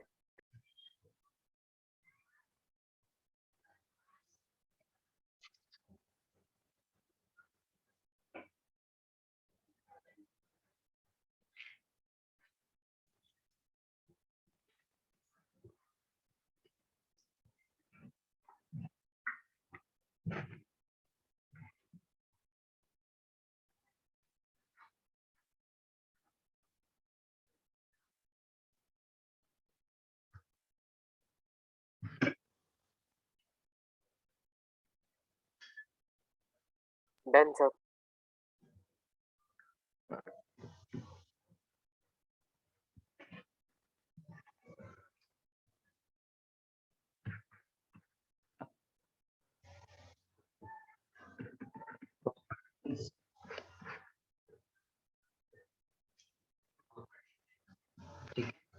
जैसे मैंने अभी आपको बताया था, जैसे पेपर को आप कूल करते हैं तो क्या बन जाता है, वो डायरेक्ट सॉलिड में चला जाता अरे बीच में साउंड कम हो रहा है।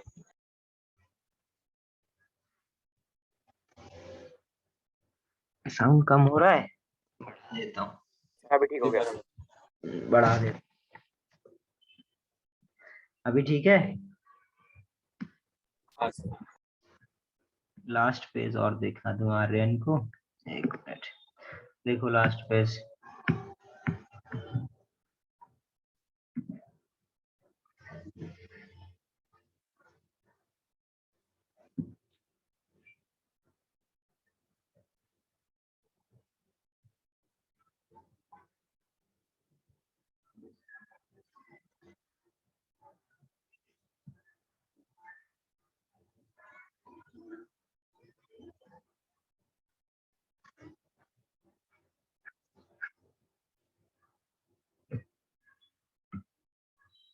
डन।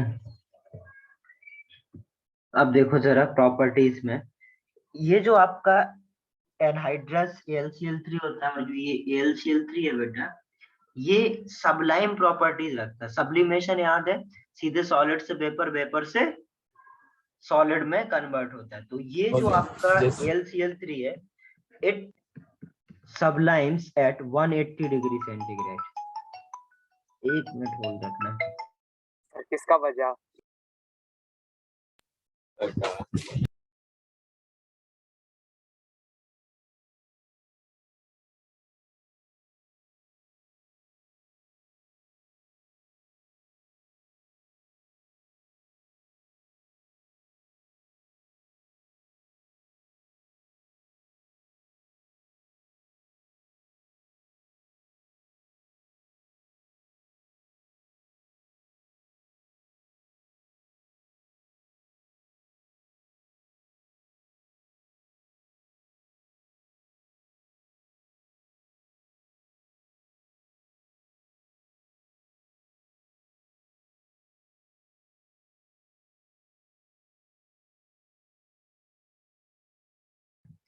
तो इसमें मैंने क्या बोला आपको, it is sublimes at 180 degree centigrade.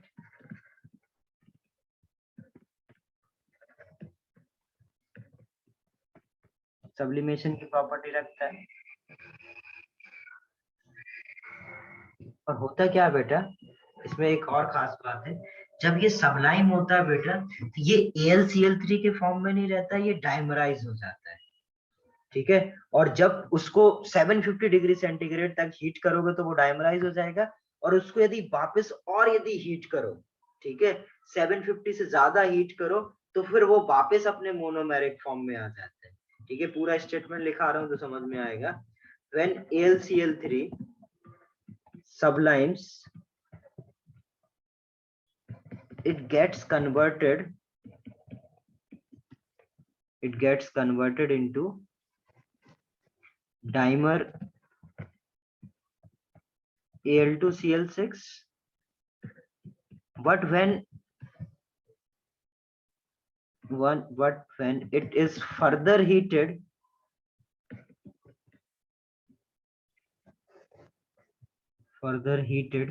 above 750 degree centigrade, it again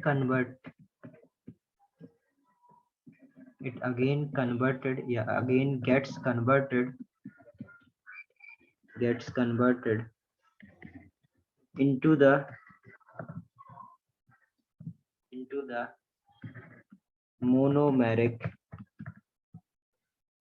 AlCl3 form। आगे समझ में? तो क्या होता है बेटा, जब आप इसको हीट करते हैं तो AlCl3 किस में कन्वर्ट हो जाता है, Al2Cl6 में, क्योंकि बेटा इसके पास वैकेंट ऑर्बिटल होता है, इस Al2Cl6 में कन्वर्ट हो जाता है। और Al2Cl6 आपका वापस उसको यदि 750 डिग्री सेंटीग्रेड से ज्यादा हीट करोगे तो वो वापस किस में कन्वर्ट हो जाएगा, AlCl3 में कन्वर्ट हो जाएगा। आगे इतना समझ में? हाँ सर।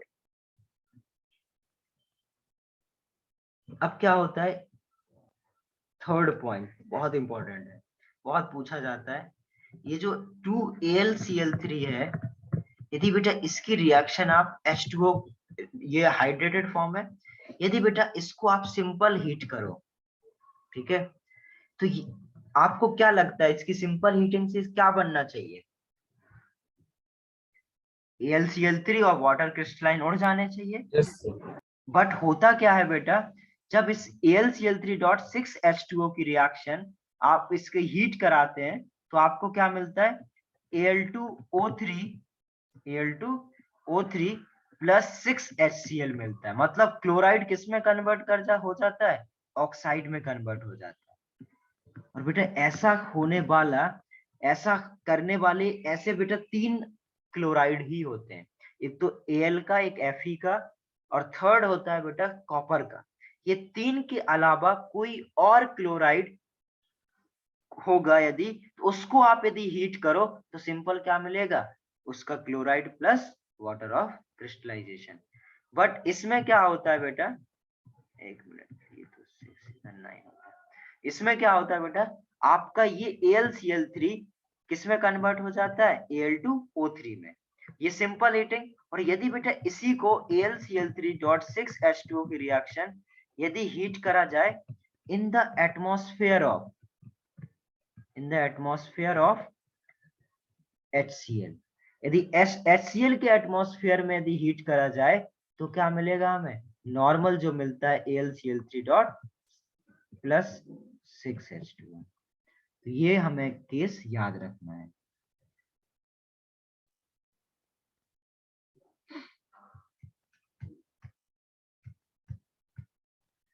आ रहा है ना समझ में सभी को? हाँ सर। और मतलब Al के अलावा कौन से दूसरे है? Fe। Fe और कॉपर ना। हाँ,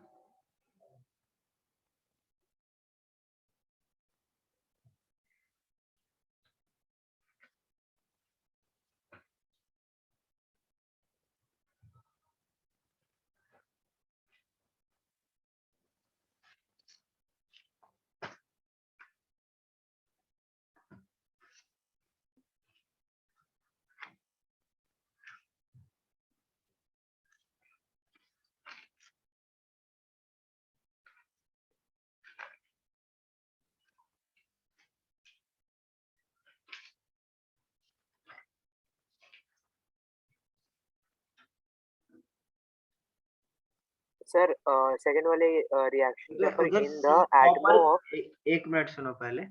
कॉपर की जगह बेटा क्या करो, Mg कर लो, मतलब Mg Fe और Al इनके क्लोराइड होंगे यदि, ठीक है, तो वो किस में कन्वर्ट होंगे बेटा, आपके ऑक्साइड्स में कन्वर्ट होंगे नॉर्मल हीटिंग पर। तो जो कॉपर मैंने बोला था उसकी जगह एल्यूमिनियम कर लो।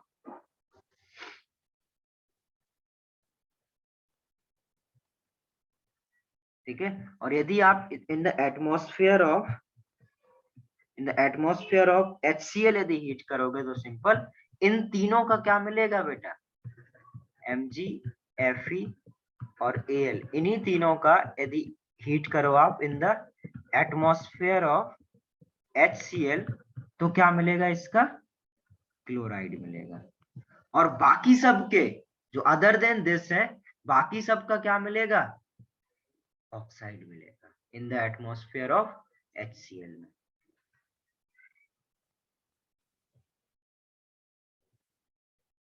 अब क्या पूछ रहे थे, बोलो जरा।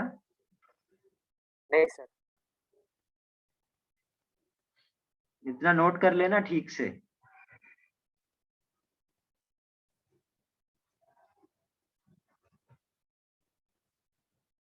Done sir. ओके, सर हो गया। हो गया ना।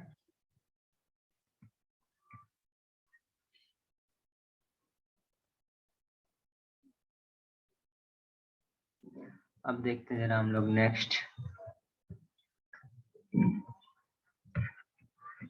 AlCl3 की रिएक्शन बेटा यदि NaOH के साथ कराया जाए तो क्या होगा, तो हमें सिंपल क्या मिल जाता है बेटा, हाइड्रोक्साइड प्लस 3NaCl। ये तो ये क्या होगा, ये आयन एक्सचेंज, ठीक है। यदि इधर पे 3NaOH था तो ये मिल गया।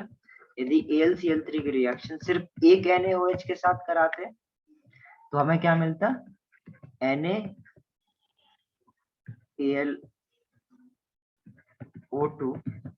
Plus 2H2O। छोड़ो ये तो ये मिल गया। अब यदि जो हम लोग पहले देख चुके हैं कि AlOH के होल थ्राइस, AlOH के होल थ्राइस की रिएक्शन यदि NaOH के साथ कराते हैं तो क्या मिलता है बेटा,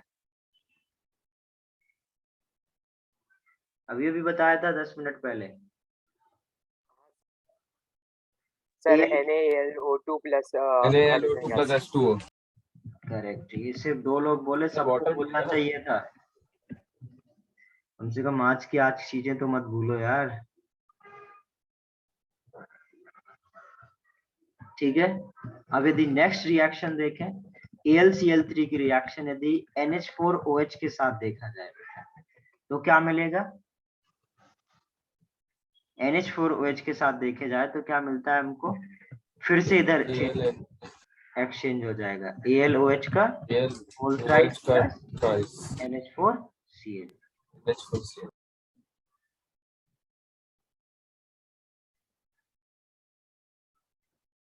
आगे समझ में इतना।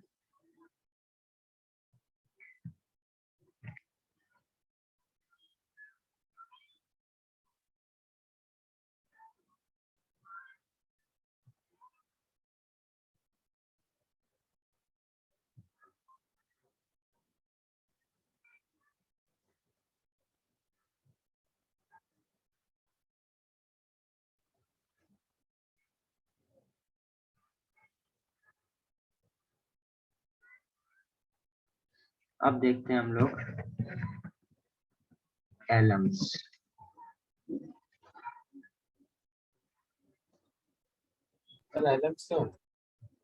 हाँ, एलम नहीं जानते, फिटकरी। नहीं सर पता है, टेंशन। अब हम लोग एलम पढ़ने जा रहे हैं। तो जो एलम्स होते हैं बेटा वो आपके ट्रांसपेरेंट क्रिस्टलाइन सॉलिड होते हैं, ट्रांसपेरेंट क्रिस्टलाइन, सबने देखा भी होगा, देखा किसी ने? हाँ सर, एल्यूमिनियम और पोटेशियम का भी रहता है ना सर, और डाइंग में यूज होता है। तो जो आपका ये एलम होता है बेटा, आजकल तो नहीं, पहले जो आपके लोग शेविंग वगैरह शेविंग जब करते थे तब उसके लिए लोग यूज करते थे 10-15 साल पहले। सर अभी भी लोग शेविंग करते हैं। नहीं, हाँ सर, शेविंग तो करते हैं बेटा, लेकिन एलम यूज नहीं करते हैं। सर जमाने के साथ बदलना पड़ता है। हाँ, नहीं एक्चुअली में यूज तो करते हैं। जो जिलेटिन आता है बेटा आपका, उसमें एक्चुअली में एलम होता है, बट अब लोग वो सॉलिड फॉर्म में नहीं रखते हैं, उसको लिक्विड फॉर्म में कन्वर्ट कर देते हैं। और उसको एक्चुअल एलम यदि आप खरीदने जाओगे तो वो भी सस्ता मिलता है, लेकिन उसी चीज को बेटा लिक्विड फॉर्म में रख के चेंज करके उसके कम से कम 30 टाइम्स जो उसका प्राइस है वो इंक्रीज करके बेचते हैं लोग। होता वही है, कुछ अलग नहीं होता है उसमें, बट वो पहले सॉलिड फॉर्म में लोग डायरेक्ट यूज करते थे, अब उसको थोड़ा सा बॉटल स्प्रे वगैरह उस सब में चेंज करके और भी चीजें यूज करके उस फॉर्म में चेंज यूज करने लगे। तो जो ट्रांस क्या होता है बेटा, एलम आपका ट्रांसपेरेंट क्रिस्टलाइन सॉलिड होता है। यदि उसका सॉलिड फॉर्म देखोगे तो आपको जो मैं लिखा रहा हूँ उसमें आप फील कर पाते, मैंने देखा है ट्रांसपेरेंट क्रिस्टलाइन सॉलिड्स होता है। और अब ये जो एलम्स होते हैं बेटा, इनका एक जनरल फॉर्मूला होता है, ठीक है? जनरल फॉर्मूला कैसा होता है? एक्चुअली में जो आपके एलम्स होते हैं बेटा, उसमें यूनिवैलेंट और ट्राईवैलेंट मेटल्स होते हैं। यूनिवैलेंट और ट्राईवैलेंट मेटल्स का क्या होता है बेटा? कॉम्बिनेशन होता है। इनके एक्चुअली में सल्फेट का, जो ये यूनिवैलेंट मेटल का सल्फेट, ट्राईवैलेंट मेटल का सल्फेट का मिक्स्ड सॉल्ट जो बनता है उसको हम लोग एलम बोलते हैं। और उसका जो जनरल फॉर्मूला होता है वो कुछ इस तरीके से होता है। यदि यूनिवैलेंट को मैं क्या कर रहा हूँ, इसको M से रिप्रेजेंट कर रहा हूँ और इसको M डैश से करूंगा, तो यूनिवैलेंट का यदि सल्फेट होगा तो वो क्या होगा? MSO4 या M2SO4 होगा। यदि यूनिवैलेंट का होगा तो, क्योंकि M+1 है, SO4 2- है, क्या बनाएगा? M2SO4। और यदि बेटा ट्राईवैलेंट का है तो कैसा होगा? M-2SO4 whole thrice, correct, dot 24H2O। तो ये आपका क्या होता है बेटा? एलम का जनरल फॉर्मूला, जिसमें क्या है? आपके univalent metal M2SO4, trivalent metals के sulphate M2SO4 whole thrice dot 24H2O। इस तरीके के जनरल फॉर्मूला वाले कंपाउंड्स को हम लोग क्या बोलते हैं? एलम बोलते हैं।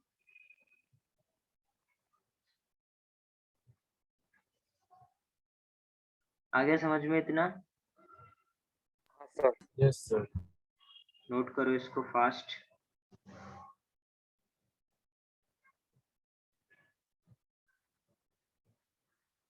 Yes sir. Done sir. Done.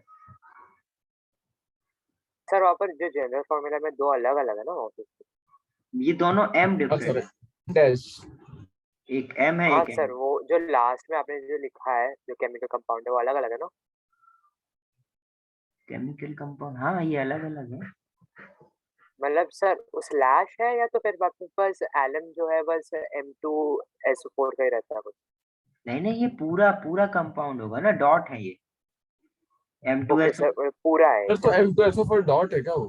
बिल्कुल बेटा, ये पूरा है M2SO4 dot M2-SO4 whole thrice. मैं क्या बता रहा हूँ, दो सॉल्ट का मिक्सचर है, उसके साथ आपके 24 वाटर क्रिस्टलाइन है। एक जो सॉल्ट है बेटा वो यूनिवैलेंट मेटल का होता है, दूसरा जो सॉल्ट होता है वो ट्राईवैलेंट मेटल का होता है। ट्राईवैलेंट। ये पूरा कहानी सुनाया किस लिए है? Yes sir. Yes sir.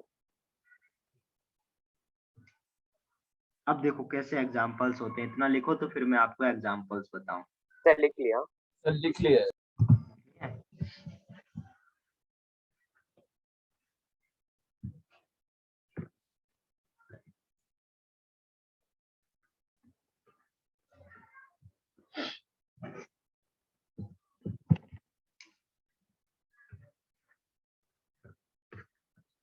K2SO dot Al2SO4 whole thrice। ये क्या है? फर्स्ट मेटल का सॉल्ट है तो K2SO4। ये क्या ट्राइवेलेंट मेटल का सॉल्ट है Al2SO4 dot 24H2। General formula follow कर रहा है? हाँ सर। तो ये क्या हो जाएगा आपका पोटाश एलम। ये आप पोटाश एलम। और क्या और कौन से होते हैं K2SO4 के साथ बेटा? Cr2SO4 whole thrice.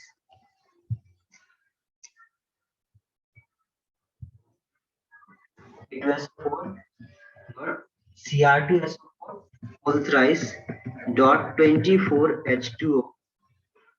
इसको क्या बोलते हैं हम लोग? यदि एल की जगह क्या आ गया बेटा? Cr। Cr भी क्या होता है? ट्राइवेलेंट कंपाउंड है। इसको बोलते हैं हम लोग क्रोम एलम।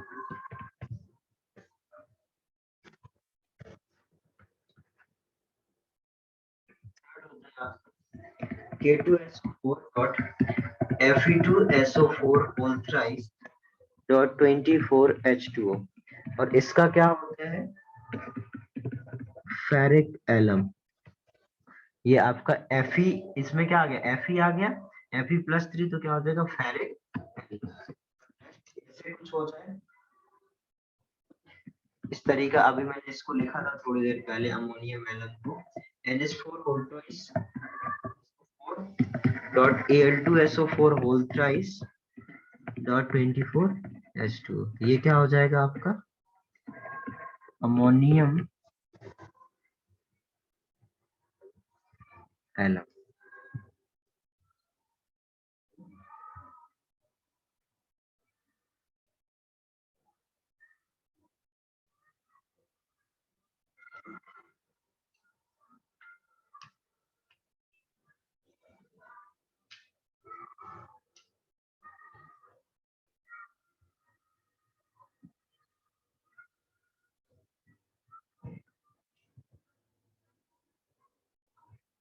ये समझ में आ गया? अब देखो और क्या है हाँ सर। इसमें बेटा? जो कि alkali metals sir voice break हो रही वॉइस यस सर। ब्रेक हो रही है, कम आ रही है? कम आ कम रही। ज्यादा कम ज्यादा। अभी ठीक है? हाँ सर। हाँ सर। हाँ ठीक है। अब देखो, अब मैं क्या बताने वाला हूँ। ये जो बेटा एल्कली मेटल्स, मैंने क्या बोला? जो नॉर्मली यूनिवेलेंट मेटल्स कौन से होते हैं? Alkali metals. Yes sir. Correct. तो जो ये आपके एल्कली मेटल्स हैं, वो उसमें बेटा लिथियम ऐसा मेटल है जो कि आपका एलम नहीं बनाता है। ठीक है। जैसे अब इधर K2 है, K2 की जगह Na हो सकता है। बाकी सारे आपके एल्कली मेटल्स हो सकते हैं। सिर्फ और सिर्फ क्या नहीं होता है? Li नहीं होता है। और Li होता क्यों नहीं है बेटा? Li इसलिए नहीं होता है क्योंकि होता क्या है बेटा? ये जो एलम है, इसमें टोटल कितने H2O है? 24 H2O है। तो इन 24 H2O में आप इसको 6, 6 और 12 को 12 में डिवाइड करो तो एक इसमें दो टाइप के मेटल है। तो हर एक मेटल में क्या होता है बेटा? 6H2O उसको सराउंड करते हैं। और लिथियम आयन का साइज बहुत छोटा होने की वजह से उसमें 6 वाटर मॉलिक्यूल उसको सराउंड नहीं कर पाते हैं, उसमें अकोमोडेट नहीं होते हैं। इसकी वजह से आपका लिथियम का एलम फॉर्मेशन नहीं होता है। तो सपोज K है और एल्यूमिनियम है तो K में 6 चलेगा, एल्यूमिनियम में 6, और बाकी 12 बेटा आपका ये जो क्रिस्टलाइन स्ट्रक्चर बनता है उसको सराउंड करता है। इस तरीके से आपके ये 24H2O का डिवीजन होता है। क्लियर हो गया ये? तो इसमें क्या लिखूंगा मैं? मतलब एल्यूमिनियम और के में मतलब 6 डिवाइड हो जाता है, बाकी 12 सराउंड करता है ना। हाँ, इसमें क्या बोल दूंगा? जो lithium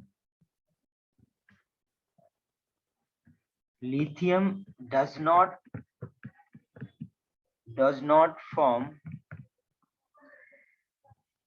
alum like other alkali metal like other alkali metals, it is due to the very small size of lithium ion. It cannot accommodate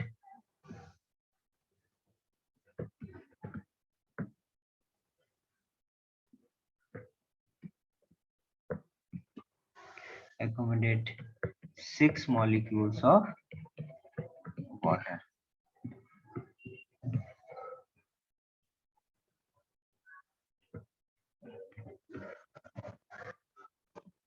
Around it.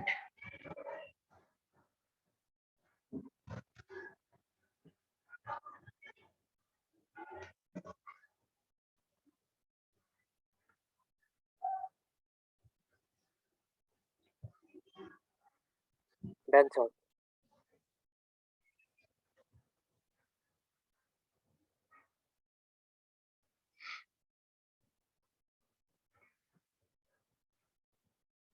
Okay, sir. हो गया? इसको एक पॉइंट की तरह लिख लिया। अब ये जो मैंने अभी 6 वाला समझाया था उसको और लिखा दे रहा हूँ। In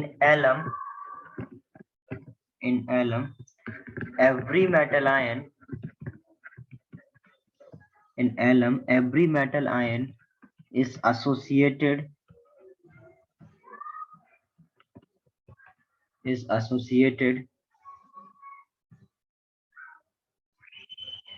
every metal ion is associated with 6 water molecules. 6 water molecules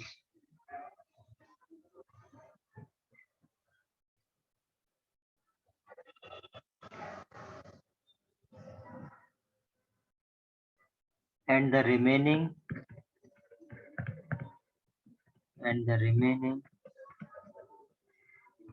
12 are present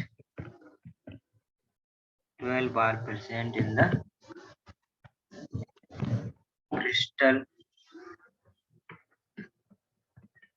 crystal structure as molecules of water of crystallization.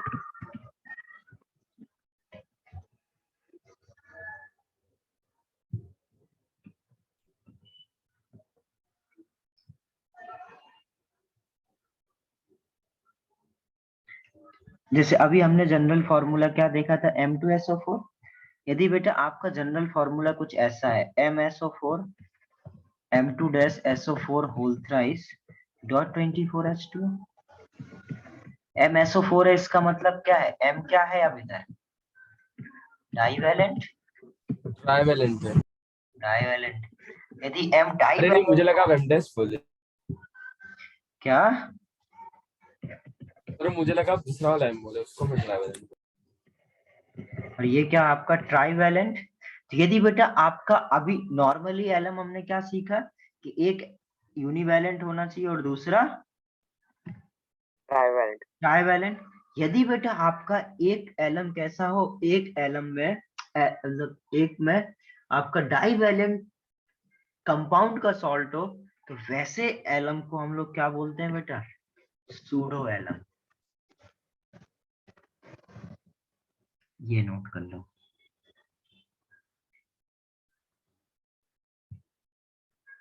तो आपने थर्ड लाइन में क्रिस्टलाइन जो है मतलब क्या क्रिस्टल ए नहीं लिखा आपने? मैंने लिखा है इन एटम इन लास्ट एलम। में क्रिस्टलाइजेशन का आपने जो लिखा है ना, वो स्पेलिंग रॉन्ग है। कहाँ पर क्रिस्टलाइजेशन बोल रहे हो क्या? हाँ, क्रिस्टल लिखा है। यार को सही कर देता हूँ।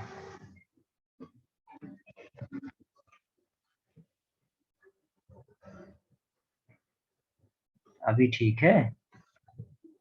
हाँ सर।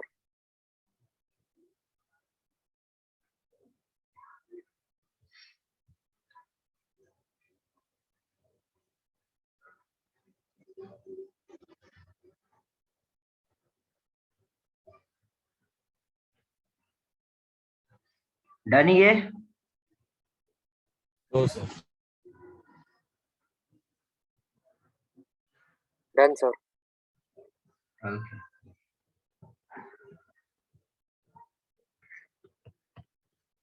अब देखते हैं हम लोग जरा ग्रुप 14।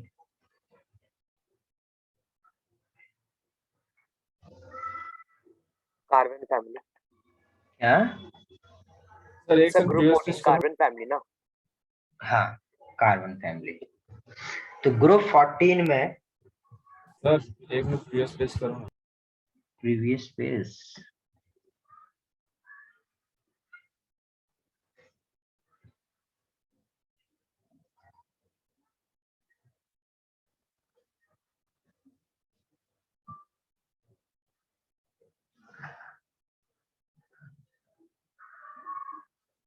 हाँ सर।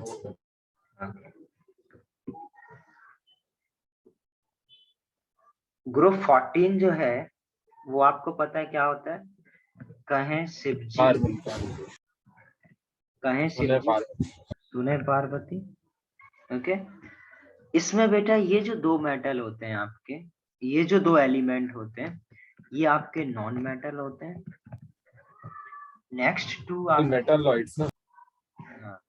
नेक्स्ट टू होते हैं आपके मेटलॉइड्स।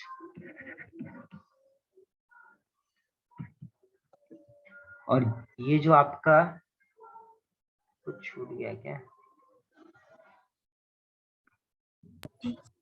जीई को सिर्फ मेटलॉइड्स में रखो या इन दोनों सर को? एल किधर? नहीं हाँ? सर भाई एल में नहीं आता। और ये आपका हो जाएगा, जनरली मेटल्स होते हैं। ओके। सर सिलिकॉन नहीं होता क्या मतलब? नहीं नहीं, इलेक्ट्रॉनिक कॉन्फ़िगरेशन की यदि बात करें तो इनका जनरल इलेक्ट्रॉनिक कॉन्फ़िगरेशन क्या होगा?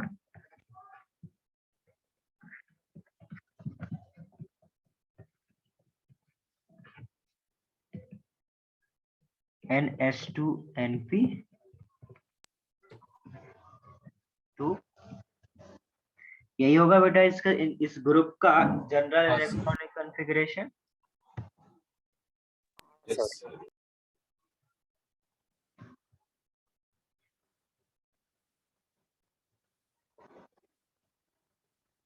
तो अभी इनकी यदि कोवैलेंट रेडियस की बात करी जाए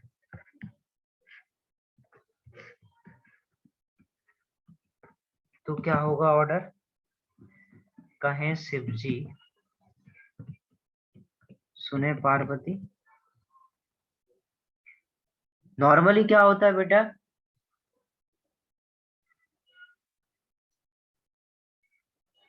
कोवैलेंट रेडियस का ऑर्डर क्या हो जाएगा?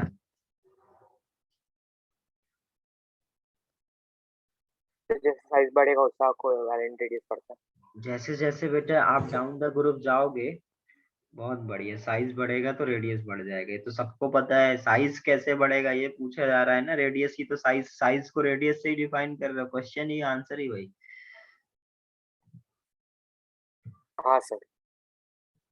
रेडियस क्या होगा बेटा? डाउन द ग्रुप जाने पर इंक्रीज होगा। जैसे जैसे आपका नंबर ऑफ सेल इंक्रीज होगा वैसे वैसे क्या हो जाएगा? आपका एटॉमिक साइज इंक्रीज होगा। बट बढ़ इनकेस, जाएगा।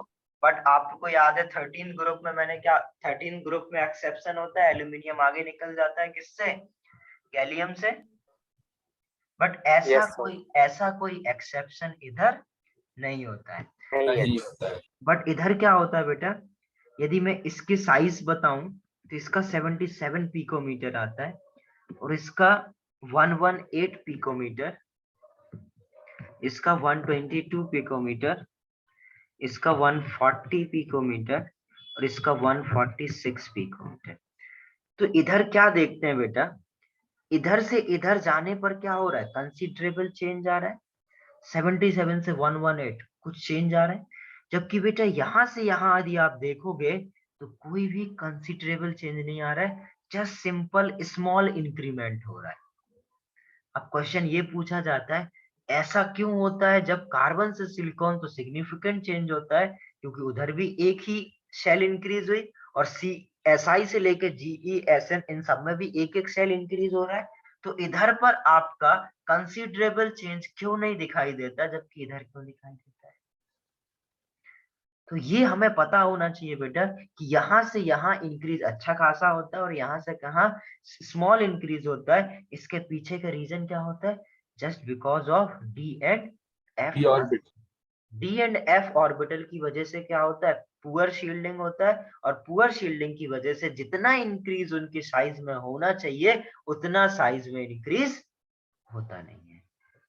आगे समझ में? इसी की वजह से Yes, sir. क्या होता है, आपका जो कंसिडरेबल चेंज उसमें आना चाहिए वो उतना चेंज नजर नहीं आता है। तो पहले तो ये ऑर्डर लिखो, फिर उसके बाद में ये लिखाते रहो।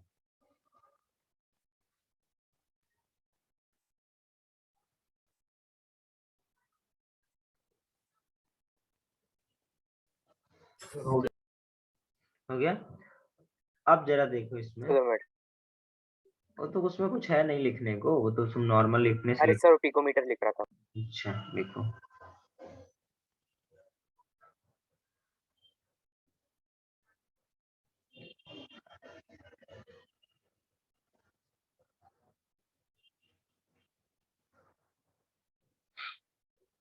Done sir. डन। अब जरा देखो, तो इसमें वही जो चीज मैंने समझाई उसी को लिखा रहा हूँ। there is a considerable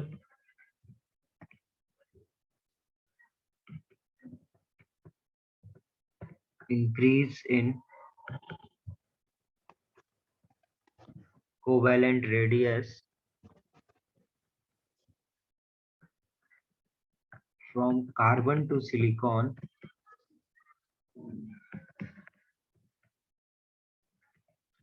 thereafter from silicon to PB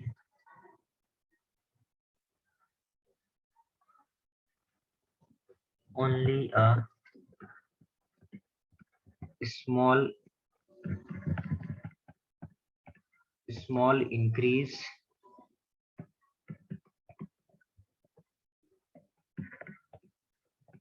in the radius is observed. This is due to the presence of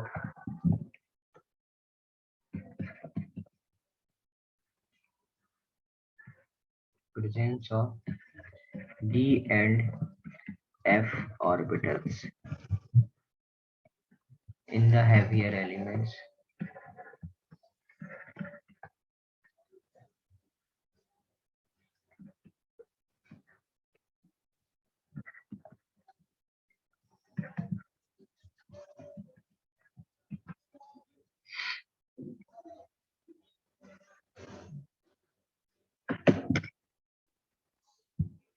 sir हो गया।